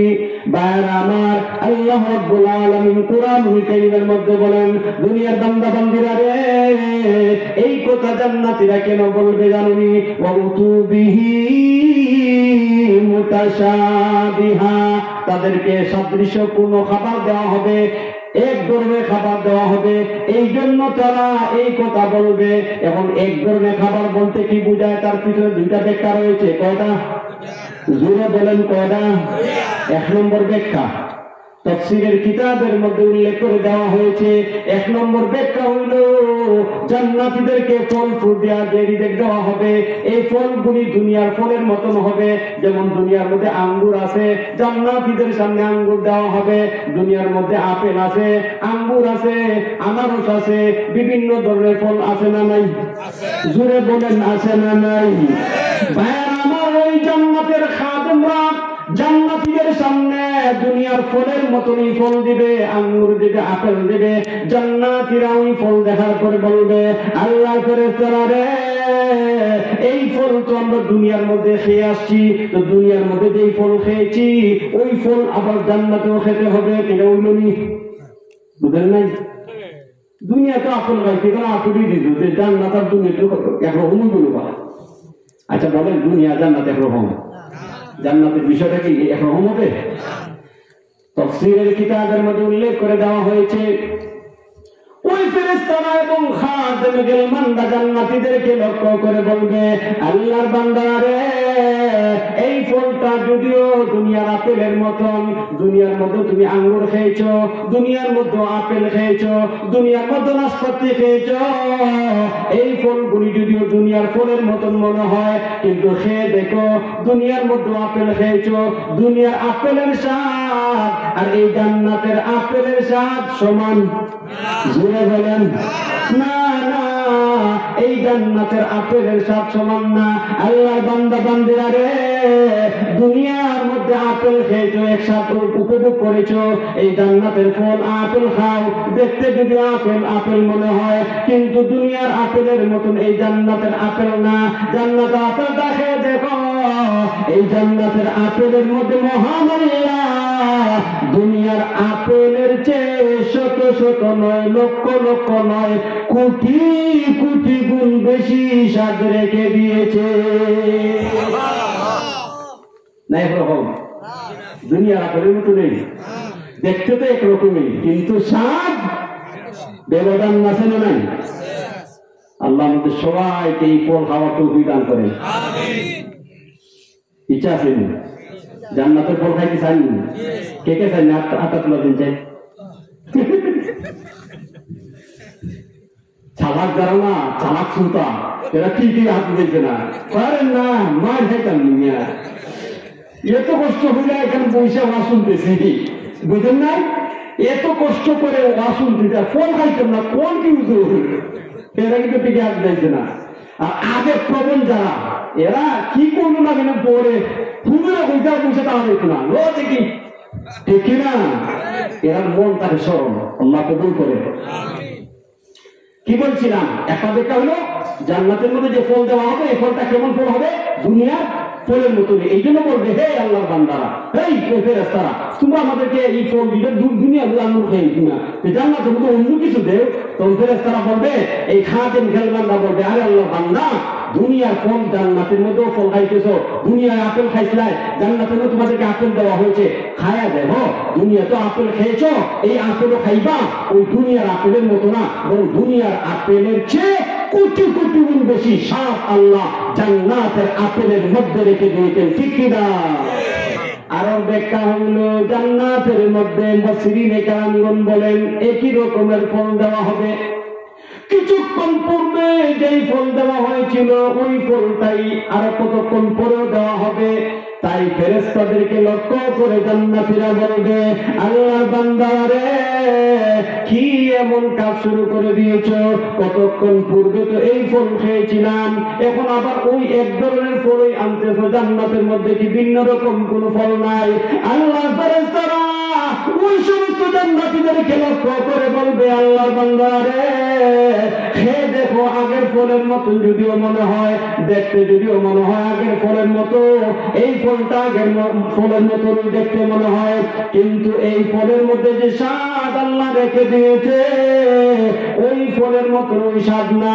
আগে যে ফল খেয়েছো ওই ফলের মধ্যে যে স্বাদ, এই ফলটা দেখতে ওই আগের ফলের মতন হইল, স্বাদ একরকম না, বরং এই ফলের মধ্যে আল্লাহ তোমাদের জন্য দয়া করিয়া মায়া করিয়া ওই পূর্বের ফলের চেয়ে কোটি গুণ বেশি স্বাদ এই ফলের মধ্যে রেখে দিয়েছে। আল্লাহ আমাদের সবাইকে কবুল করেন। আল্লাহ ওই ফলগুলি খাবার আহার করা তৌফিক দান করেন। তাহলে না আমল করতে হবে, আমল করতে রাজি আছেন? এরপর দেখেন আল্লাহ কি বলতেছে, আরে আয়াত যদি শুধু কোরআন আয়াত ফল তো আছে দিত না, কি মনে করেন আল্লাহর কালাম কোরআন কি সাধারণ মাপছেন? তফসির না করে যদি এখানে তর্জমা করি, আল্লাহ এই পরিমাণ আয়াত নাযিল করে আমাদেরকে উৎসাহিত করেছেন, বান্দা দুনিয়া নিকৃষ্ট, দুনিয়া নাপাক, দুনিয়া ফসা, আখিরাত হচ্ছে আসল। ঠিক কিনা বলে? আমাদেরকে আখিরাতের প্রতি দাবিত করেছেন, উৎসাহিত করেছেন, বাংলা দুনিয়ার পিছনে তো সময় নষ্ট করবে না। আরে দুনিয়া তো তুমি চাইলেও দিব, না চাইলেও দিব, আখিরাতের জন্য তোকে দুনিয়া আমরা পাঠিয়েছি। এই দুনিয়া মাকসুম, বঞ্চিত, বন্টন করে দেওয়া হয়েছে। কে কি পরিমাণ খাবে আমি আল্লাহ, তুমি দুনিয়াতে আসার 50,000 বছর আগে আমি আল্লাহ নির্ধারণ করে দিয়েছি। সুতরাং বান্দা দুনিয়ার খাবারের জন্য, দুনিয়ার জন্য তোর চেষ্টা করতে হবে না। আমি আল্লাহ তোকে দুনিয়াতে প্রেরণ করেছি, মহা মূল্যবান একটা সময় দিয়ে প্রেরণ করেছি। ওই মূল্যবান সময়টা বের করি না, মূল্যবান জান্নাত অর্জন করার জন্য চেষ্টা কর, ঠিক কিনা? হেরামা আল্লাহ তাআলা বলেন ফল দেবে, এরপরে কি? كلما رزقوا منها من ثمرة رزقا قالوا هذا الذي رزقنا من قبل وأتوا به متشابها ولهم فيها أزواج مطهرة الله أكبر এমন একটা শব্দ, এমন একটা বিষয় উল্লেখ করছেন, এটার প্রতি দুনিয়ার সবাই ভালো বলবো নি? আল্লাহ বলেন জান্নাতের মধ্যে বান্দা আমি আল্লাহ তোদেরকে স্ত্রী দিব। সুবহানাল্লাহ। কি দিবে? কি দিবে? স্ত্রী। স্ত্রী দিবে, ওয়াইফ দিবে, ওয়াইফ কমপক্ষে 72 আর সর্বোচ্চ 1000 1000 যা চাইবে বান্দা। দুনিয়ার বিবি তখন বাস্তা করলে তো আপনারা বাহারটা লুটাতেন না, ওই কোন হুজুর অঞ্চল সব ওয়াজ আমরা বিরুদ্ধ হয়ে গেছে। এই জন্য আপনারা এই ঠান্ডার মধ্যে ওয়াজ শুনে রাত্রে বাসার যাতে ঢুকতে পারেন এই ওয়াজটাই করবো। এমন ওয়াজ করলে আমি ফেস লাগাইতাম না যে আপনাদের গরু উঠতে দিত না।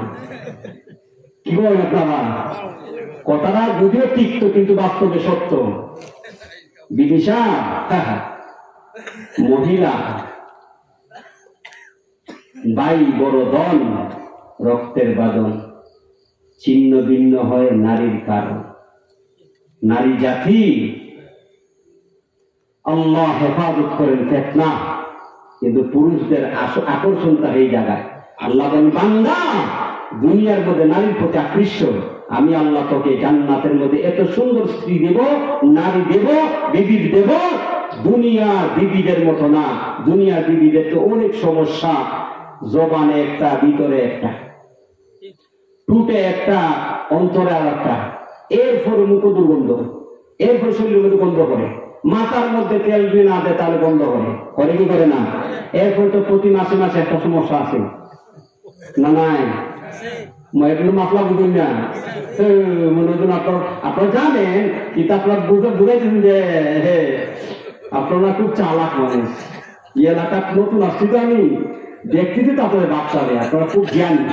আল্লাহ আপনাদেরকে কবুল করেন। কষ্ট পাইতেছেন? শেষ করে দেন। মহিলাদের একটা প্রতি মাসে রোগ হয়, হায়ের, ইস্তেহাদা, নেফাস, অনেক, কিন্তু আল্লাহ বলেন ওয়ালাহুম ফিহা আজওয়াজুম মুতাহহারা ওয়া হুম ফিহা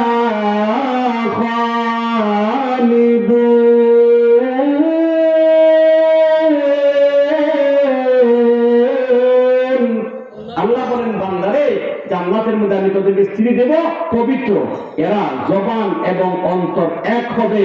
এরা তোকে কতটুকু ভালোবাসবে, তাদের এই যে রক্ত চলাচলের যে থার্মোমিটার এখানে বাসবে, এখানের মধ্যে আমি থার্মোমিটার লাগাই দেব, তুমি হাতে দইলে দেখবে তোকে কি পরিমাণ, কত পার্সেন্ট ভালোবাসে। 100% পিওর একটা মাল তোকে দান করবো। সুবহানাল্লাহ। স্ত্রী তোদেরকে জান্নাতে দেওয়া হবে পবিত্র, এবং জান্নাতের মধ্যে একদিন দুই দিন না। আল্লাহ বলেন ওয়াহুম ফিহা খালিদুন।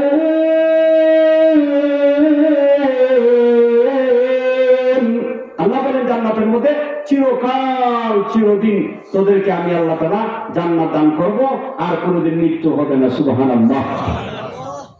আয়াত অনেক তেলাওয়াত করছি, সব আয়াত করবো না, এখন হাদিসের মধ্যে ঢুকবো। জান্নাতের মধ্যে আল্লাহ তাআলা 4টা এমন নিয়ামত দিবেন, পৃথিবীর সমস্ত মানুষ এই 4টা জিনিস চায়, কিন্তু পৃথিবীতে কেউ পায় না। এই নিয়ামতগুলি আল্লাহ জান্নাতে দান করবেন। 4টা নিয়ামত কি কি বলবো নি? দেখেন হিসাব মিলাইয়া। এই দুনিয়ার মধ্যে প্রত্যেকটা মানুষই, হিন্দু, খ্রিস্টান, বৌদ্ধ, শিক্ষিত, অশিক্ষিত, পুরুষ, মহিলা, গ্রামবাসী, শহরবাসী, কালো, সাদা, বাঙালি, ইন্ডিয়ান, পাকিস্তান, সৌদি আরব, দুনিয়ার সমস্ত মানুষই এই 4টা নিয়ামত চায়, কিন্তু এই পৃথিবীতে কেউ পায় না। বলবো নি? 1 নাম্বার, দুনিয়ার মানুষ বাঁচতে চায়, চিরকাল চিরদিন মরতে চায় না। কোথাও উন্নতি আপনারা নাকি আপনারা মরতে চান?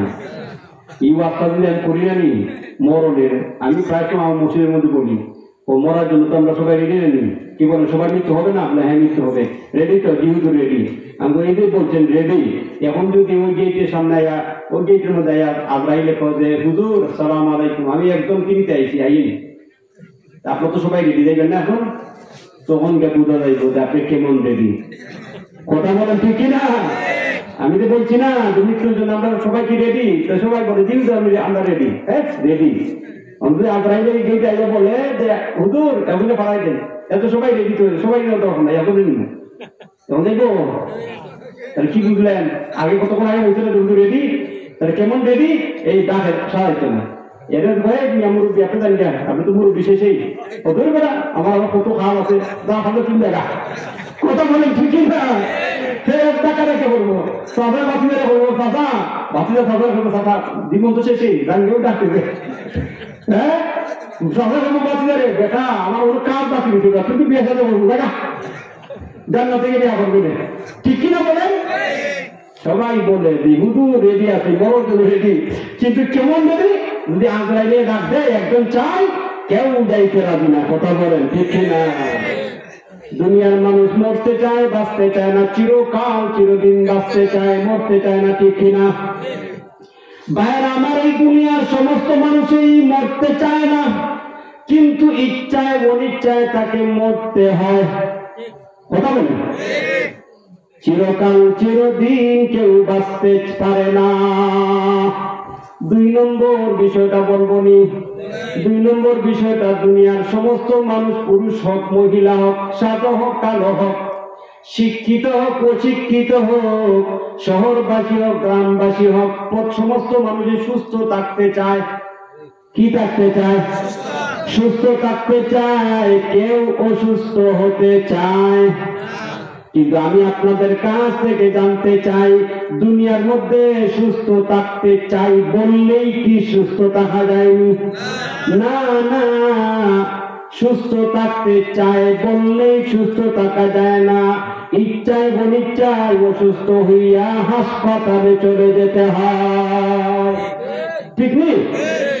ভাইয়েরা আমার, দুনিয়ার মধ্যে সমস্ত মানুষই সুস্থতা চায়, কিন্তু ইচ্ছা করলে সুস্থ থাকতে পারে না। অনেক সময় অনিচ্ছাবশত অসুস্থ হয়ে চিকিৎসা নিতে হয়। আর একটা নিয়ামত হইল, দুনিয়ার সমস্ত মানুষই স্ট্রং থাকতে চায়, ইয়াং থাকতে চায়, কেউ বৃদ্ধ হতে চায় না, ঠিক নেই? বৃদ্ধ বাবা যে কি মনে করেন, ওনারা কি ইচ্ছা করে বৃদ্ধ হয়েছে? কিরে ভাই, ওনারা কি ইচ্ছা করে বৃদ্ধ হয়েছেন? না, এটা সিস্টেম, দুনিয়ার সিস্টেম। আজকের যুবক আগামীর বৃদ্ধ, ঠিক কিনা বলেন? এই দুনিয়ার মধ্যে যৌবন কাল আল্লাহ কাউকে চিরকাল চিরদিন দেয় নাই। যুবকরা অটোমেটিক অটো বৃদ্ধ হয়ে যাবে, ঠিক নেই? দুনিয়ার মানুষের চায় স্ট্রং থাকতে, ইয়াং থাকতে, যুবক থাকতে, কিন্তু দুনিয়ার মানুষ চাইলেই যুবক থাকতে পারে না। ইচ্ছায় অনিচ্ছায় যুবকরা বৃদ্ধ হয়ে যায়, ঠিক নেই? আর একটা বলবো নি, কটা বলছি? একটা, বাঁচতে চায় মরতে চায় না, চিরকাল বাঁচতে চায় মরতে চায় না। 2 নম্বর, সুস্থ থাকতে চায় অসুস্থ হতে চায় না। 3 নম্বর কি বলছি বলেন? 3 নম্বর, যুবক থাকতে চায় বৃদ্ধ হতে চায় না। 4 নম্বরটা বলবো নি, ধনী হতে চায়, কেউ গরিব হতে চায় না। আপনারা মনে গরিব হতে চান? কি ভাই, কেউ গরিব হতে চায়? কিন্তু আপনি একটু প্রশ্ন করে আপনাদেরকে বলেন, ইচ্ছা করলে কি ধনী হওয়া যায়? ইচ্ছা করলেই ধনী হওয়া যায় না। এই দুনিয়ার মধ্যে যদি ইমানের সাথে নেক আমল করিয়া মহান আল্লাহকে সন্তুষ্ট করিয়া আমরা মৃত্যুবরণ করতে পারি, আর আল্লাহ রাব্বুল আলামিন হাসরের ময়দানে বিচার করার পরে যদি আল্লাহ দয়া করে মায়া করে আমাদেরকে জান্নাত দান করেন, জান্নাতের মধ্যে প্রবেশ করার পরে মহান আল্লাহর পক্ষ থেকে ফেরেশতা এলান করে বলবে, এই 4টে নিয়ামত দেওয়া হবে। প্রথম নিয়ামত দেওয়া হবে, ফেরেশতা সম্বোধন করিয়া বলবে, ইয়া আহলাল জান্নাহ ইন্না লাকুম আন তাসিহু ফালা তাসখামু আবাদা। আল্লাহু আকবার বলেন। আল্লাহর নবী বলেন, জান্নাতীদেরকে সম্বোধন করিয়া ফেরেশতারা বলবে, ও আল্লাহর বান্দা, দুনিয়ার মধ্যে তুমি সুস্থ থাকতে চেয়েছিলে কিন্তু সুস্থ থাকতে পারো নাই।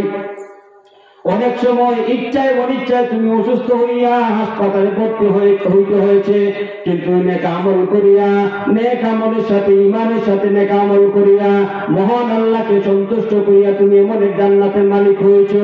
ওই জান্নাতের মধ্যে তোমাকে আল্লাহ সুস্থতা নামে নিয়ামত দিয়েছেন, এমন সুস্থতা তোমাকে দেওয়া হয়েছে আর কোনদিন তুমি অসুস্থ হবে না। সুবহানাল্লাহ। জান্নাতের মধ্যে আল্লাহ সুস্থতা নামে এমন নিয়ামত দান করবেন, কোনদিন ওই ব্যক্তি আর অসুস্থ হবে না। সুবহানাল্লাহ। 2 নম্বর, ফেরেশতা এলান করে বলবে, ইন্না লাকুম আন তাহইয়াউ ফালা তামুতু আবাদা। হে আল্লাহর বান্দারা, জান্নাতের মধ্যে তোমাদেরকে এমন হায়াত দেওয়া হয়েছে, এমন জীবন দেওয়া হয়েছে, কোটি কোটি বছর এই জান্নাতের নাম নিয়ামত খাবে। কোন উলামায়ে কেরাম ব্যাখ্যার মধ্যে উল্লেখ করেছেন, জান্নাতীদেরকে আল্লাহ তাআলা বয়স দিবেন 33 বছর। ওই জান্নাতীরা কোটি কোটি কোটি কোটি আনলিমিটেড জান্নাতের মধ্যে অবস্থান করবে। 33 বছর বয়স, কোনদিন তার বয়স 34 হবে না। সুবহানাল্লাহ বলবেন না? তাহলে বোঝা গেল আল্লাহ তাআলা জান্নাতীদেরকে এমন এক হায়াত দিবেন, এমন জীবন দিবেন, আর মৃত্যু নাই। বুখারীর riwayat, আল্লাহ নবী বলেন, জান্নাতীরা জান্নাতে, জাহান্নামীরা জাহান্নামে যাওয়ার পরে মধ্যখানে দুম্বার আকৃতি দিয়ে মৃত্যুকে আল্লাহ তাআলা জবাই করে ফেলবেন। তখন ফেরেশতা বলবে, হে ইয়া আহলাল জান্নাহ খুলুদুন বিলা মাউত, ও জান্নাতীরা আর মৃত্যু হবে না। তখন জান্নাতীদের আনন্দ আর বেড়ে যাবে। সুবহানাল্লাহ। জাহান্নামীদেরকে সম্বোধন করিয়া বলবে, ইয়া আহলান নার খুলুদুন বিলা মাউত, ও জাহান্নামীরা, এই যে মৃত্যু হয়ে গেছে, কোটি কোটি বছর জাহান্নামে থাকবে, আর কোনদিন তোমাদের মৃত্যু হবে না। নাউযুবিল্লাহ বলেন। তাহলে 3 নম্বর নিয়ামত জান্নাতীদেরকে, 2 নম্বর নিয়ামত আল্লাহ তাআলার পক্ষ থেকে জীবন দেওয়া হবে, এমন জীবন কোনদিন মৃত্যু হবে না। প্রথমটা বলছি কি সুস্থতা, 2 নম্বর চির যৌবন জীবন দেওয়া হবে, 3 নম্বর যৌবন দেওয়া হবে, 4 নম্বর আল্লাহর পক্ষ থেকে নিয়ামত দেওয়া হবে। এই দুনিয়ার মধ্যে দেখেন অনেক ধনী গরিব হয়ে যায়, হয় কি হয় না বলেন? বাবা ধনী কিন্তু ছেলের সময় গরিব হয়ে যায়, ধনী গরিব হয়ে যায়। দুনিয়ার সিস্টেমটাই যা, দুনিয়াটা ক্ষণস্থায়ী, দুনিয়ার হালাত গুলি ক্ষণস্থায়ী, আখিরাত চিরস্থায়ী, আখিরাতের সব অবস্থা চিরস্থায়ী। এই জন্য ভাইয়েরা আমার, জান্নাতীদেরকে আল্লাহ তাআলা যে নিয়ামত দান করবেন, ওই নিয়ামত আল্লাহ তাআলা এত অপরন্ত নিয়ামত দিবেন, যেন দুনিয়ার মধ্যে নিয়ামত খাইলে কমে যায়, কমে না। মনে করেন এক ব্যক্তির কাছে 1 কোটি টাকা আছে, এবার 1 কোটি টাকা যদি তার সংসারের মধ্যে খরচ করতে করতে 1 কোটি থাকবে না, কমবে কি করবে না? কিন্তু জান্নাতের মধ্যে খাবেন, কমবে না। সুবহানাল্লাহ বলেন। লা মাকতুআতিন ওয়ালা মামনুআ। আল্লাহু আকবার। আল্লাহ সূরা ওয়াকিয়া বলেছেন, বান্দা তোমাকে এত নিয়ামত দেওয়া হবে, জান্নাতের মধ্যে তুমি খাবে, তোমার আত্মীয় সভ্য গোষ্ঠী সবাই মিলে খাবে। জান্নাতের মধ্যে আত্মীয়স্বজন যারা নেককার হবে, ইমানদার হবে, সন্তানের সাথে দেখা হবে, বিবির সাথে দেখা হবে, ভাই বোনদের সাথে দেখা হবে, খাবে, কিন্তু একটুও কমবে না। সুবহানাল্লাহ। ভাইরা আমার, এই নিয়ামতগুলি জান্নাতে দেওয়া হবে। এবার আসেন মাত্র জাহান্নাম থেকে আসি। এই জন্য জাহান্নামে যাবো না দোয়া করে দিব? জান্নাতের মধ্যে এই সংক্ষিপ্ত কিছু আলোচনা করেছি, জান্নাতের আরো অনেক আলোচনা আছে, এটা লম্বা সময় হইলে বলতে পারতাম। তো জান্নাতের কিছু আলোচনা শুনছেন, এখন এই আলোচনা শ্রবণ করার পরে আপনাদের কি ইচ্ছা, জান্নাতে যাইতে চাই কি চাই না? জান্নাতে যাওয়ার দরকার আছে কিনা? এখন জান্নাতে যদি যেতে হয় তাহলে কি করতে হবে? ইমানের সাথে নেক আমল করতে হবে। রাজি আছেন? আল্লাহ আমাদের সবাইকে ইমানের সাথে নেক আমল করার তৌফিক দান করেন। এবার যদি ইমানের সাথে নেক আমল না থাকে আর বেঈমান কাফের হয়ে কেউ মারা যায়, তাহলে তার জন্য মরণ থেকে শুরু হয়ে যাবে দুমদুমাদুম। কথা বলেন ঠিক কিনা? আল্লাহ বলেন, জাহান্নাম থেকে একটু আংশিক কিছু বললে দোয়া করে দেব, নড়াচড়া করেন না। আল্লাহ বলেন, والذين كفروا لهم نار جهنم لا يقضى عليهم فيموتوا ولا يخفف عنهم من عذابها كذلك نجزي كل كفور وهم يصرخون فيها ربنا أخرجنا نعمل صالحا غير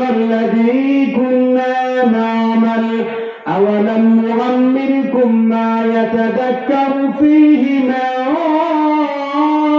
تَذَكَّرَ وَجَاءَكُمُ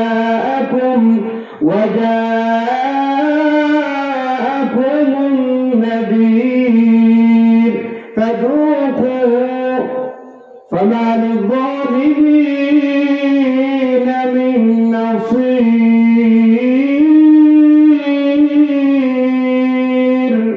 আল্লাহ রাব্বুল আলামিন বলেন, ওয়াল্লাযীনা কাফারু, ও মানুষ, দুনিয়ার মানুষেরা শুনো, যদি ঈমান গ্রহণ না করো, বেঈমান কাফের হয়ে মারা যাও, ওয়াল্লাযীনা কাফারু লাহুম, তাদের জন্য নারু জাহান্নাম।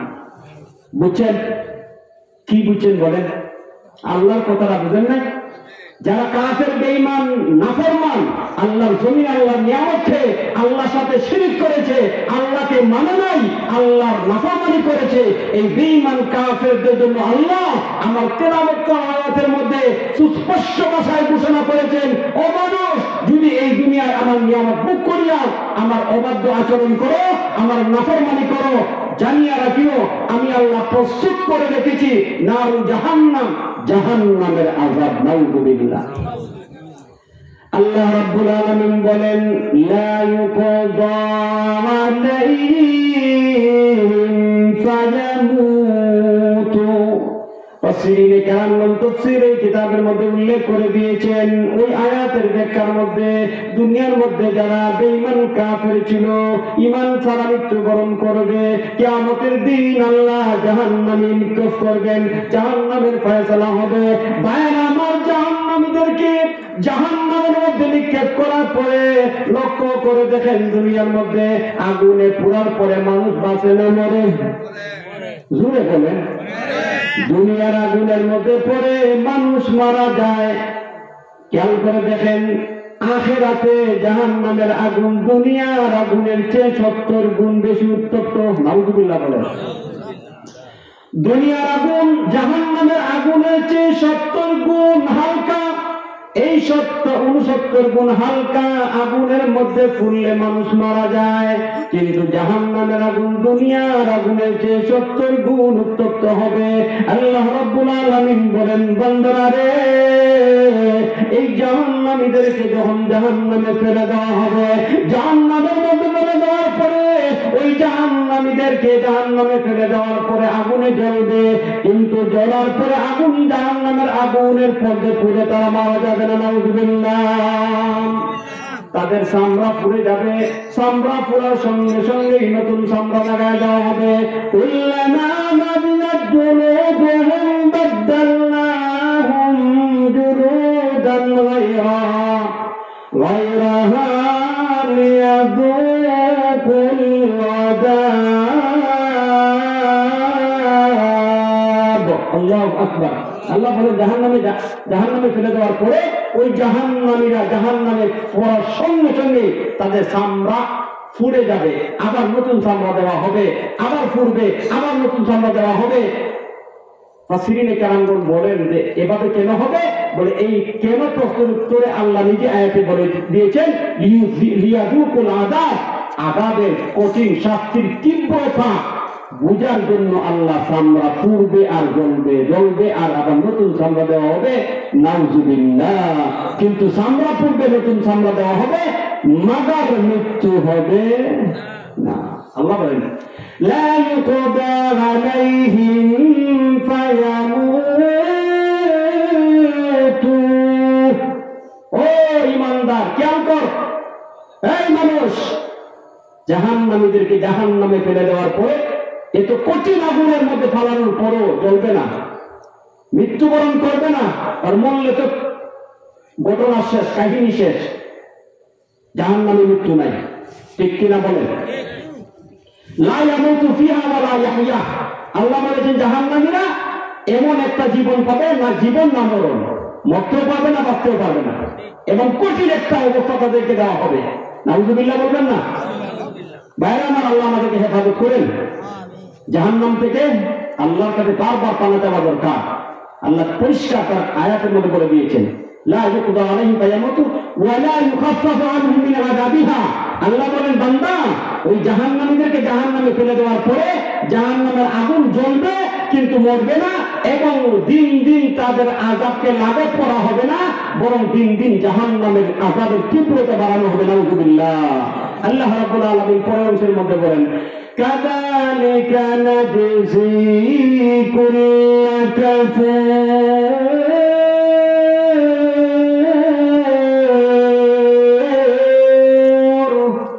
আল্লাহু আকবার। আল্লাহ বলেন, এমনই ভাবে আমি আল্লাহ আমার পাপিষ্ঠ বান্দা, বেঈমান কাফের বান্দাদেরকে আমি শাস্তি দিয়ে থাকি। এর পরের অংশের মধ্যে আল্লাহ বলেন, বসেন এখানে, বসেন, কথা শেষ হয়ে যাবে। আপনার বাবার জন্য দোয়া করবেন, আর সবাই জন্য আমি দোয়া করবো ইনশাআল্লাহ। একটু বসেন, বলে শেষ করে দিয়েছি। কি বলছিলাম? জাহান্নামের মধ্যে চিৎকার করে কাঁদবে। ইস্তারাহা ইয়াস্তারিহু, আরবি শব্দ, বাংলা অর্থ চিৎকার করে কাঁদা। জাহান্নামের মধ্যে চিৎকার করে কাঁদবে। নাউযুবিল্লাহ বলেন, জোরে বলেন নাউযুবিল্লাহ। আল্লাহ রাব্বুল আলামিন বলতেছেন, কথা বলে সন্দেহ আসেনি ভাই? ও ভাই, কথা বলে সন্দেহ আসেনি? আমি তো হাদিস বলতেছি না, আমি আল্লাহর কথা, আল্লাহর কালাম, কোরআন থেকে আমি পরিষ্কার ভাবে আপনাদেরকে বোঝানোর চেষ্টা করতেছি। আল্লাহ বলতেছেন, ওয়াহুম ইয়াস্তারিখুনা ফিহা। আল্লাহ রাব্বুল আলামিন বলেন, ও দুনিয়ার বান্দা বান্দিরা, জাহান্নামীদেরকে জাহান্নামে ফেলে দেওয়ার পরে তারা চিৎকার করে কাঁদবে, আল্লাহকে ডেকে ডেকে বলবে, রাব্বানা আখরিজনা না'মাল সালিহা। আয় আল্লাহ, দুনিয়ার মধ্যে আপনাকে মানি নাই, ঈমান আনয়ন করি নাই, নামাজ পড়ি নাই, রোজা রাখি নাই, হজ করি নাই, যাকাত দেই নাই, প্রভু হে, নাফরমানি করেছি, সুদ খেয়েছি, মদ খেয়েছি, নাফরমানি করার কারণে জাহান্নামে আমাদেরকে ফেলে দেওয়া হয়েছে। আল্লাহ, জাহান্নামের শাস্তি আর সহ্য করতে পারতেছি না। চিৎকার করে কাঁদবে, আর আল্লাহকে ডেকে ডেকে বলবে, হে আল্লাহ, আমাদেরকে আর জাহান্নামের শাস্তি দিও না। নাউযুবিল্লাহ। ভাইয়েরা, আরো আল্লাহকে ডেকে ডেকে বলবে, কেঁদে কেঁদে চিৎকার করে আল্লাহকে বলবে, রব্বানা আখরিজনা না'মাল সালিহা। আয় আল্লাহ, আমাদেরকে জাহান্নাম থেকে বের করো। আল্লাহ, আর সহ্য হয় না, জাহান্নামের শাস্তি আর সহ্য করতে পারতেছি না, দয়া করে আমাদেরকে জাহান্নাম থেকে বের করিয়া দাও। না'মাল সালিহা, আল্লাহ আমরা নেক আমল করব। সুবহানাল্লাহ, সুবহানাল্লাহ। অস্থিরে কেরামগণ বলেন, এই জাহান্নামের শাস্তি সহ্য করতে না পেরে অস্থির হয়ে আল্লাহকে চিৎকার করে ডেকে ডেকে বলবে, আল্লাহ আর সহ্য হয় না, আমাদেরকে বের করে দাও, দুনিয়াতে পাঠাইয়া দিবা, নেক আমল করব, নেক আমল করব, নামাজ পড়বো, যাকাত দেব, রোজা রাখবো, আল্লাহ পর্দা মতো চলবো, আল্লাহ হজ করবো, দান খায়রাত করবো, দিনের কাজ করবো। গায়রাল্লাযী কুননা না'মাল, আল্লাহ যে আমল করে জাহান্নামী হয়েছি, আল্লাহ যে অপরাধগুলি করিয়া জাহান্নামী হয়েছি, আল্লাহ ওই অপরাধ আমরা করবো না, এই নিমখারামি করবো না, আল্লাহ এই অন্যায়গুলি আমরা আর করবো না, আমাদেরকে দুনিয়াতে আবার পাঠাইয়া দাও, জাহান্নামের আযাব সহ্য হচ্ছে না, আল্লাহ জাহান্নাম থেকে বের করিয়া দাও। ভাইরা আমার, আমি আপনাদের কাছ থেকে জানতে চাই, এই জাহান্নামীরা জাহান্নামে চিৎকার করে আল্লাহকে ডেকে ডেকে বলবে, জাহান্নাম থেকে বের হওয়ার জন্য আল্লাহর কাছে ফরিয়াদ করবে, জাহান্নাম থেকে কি বের হতে পারবে? জুড়ে বলেন, বের হতে পারবে? পারবে না। অপরাধ স্বীকার করার পরও জাহান্নামীদেরকে আর জাহান্নাম থেকে বের করা হবে না, এখান থেকে আর সংশোধন হওয়ার সুযোগ পাবে না। ভাইয়েরা আমার, আমরা এখনো দুনিয়াতে জীবিত আছি, আমরা আমাদের জীবনে অপরাধ করেছি, এই গুনার উপরে লজ্জিত হয়ে যদি আল্লাহর কাছে মাপ চাই, মহান আল্লাহ আমাদেরকে মাফ করিয়া, এই গুনার কারণে যদি আমাদের জাহান্নামের ফায়সালা হয়ে থাকে, তাহলে গুনাহগুলি ক্ষমা করিয়া আল্লাহ তো আমাদেরকে জান্নাতীদের অন্তর্ভুক্ত করতে পারেন কি পারেন না? জীবনে সমস্ত গুনাহ উপরে লজ্জিত হয়ে তওবা করি, আল্লাহর কাছে মাপ চাই যে আল্লাহ যত অপরাধ করেছি আর জীবন কোনোদিন নাফরমানি করব না। রাজি আছেন? আমরা ইনশাআল্লাহ দোয়া করে দেব। অনেকে আমাদের কাছে দোয়া চান, ফোনের মাধ্যমে সরাসরি আমাদের কাছে দোয়া চায়। বিদেশ অনেকেই আছে, যাতে কামাই রুজির মধ্যে আল্লাহ তাআলা বরকত দান করেন, রুগীদের জন্য দোয়া চাইছেন। অনেকে বিভিন্ন সমস্যায় আছে, আল্লাহ তাআলা যেন দিনের সমস্ত নেক মাকাসিদ পূর্ণ করে, এমন যাদেরকে আল্লাহ তাআলা যেন ক্ষমা করেন, যারা বিপদে আছেন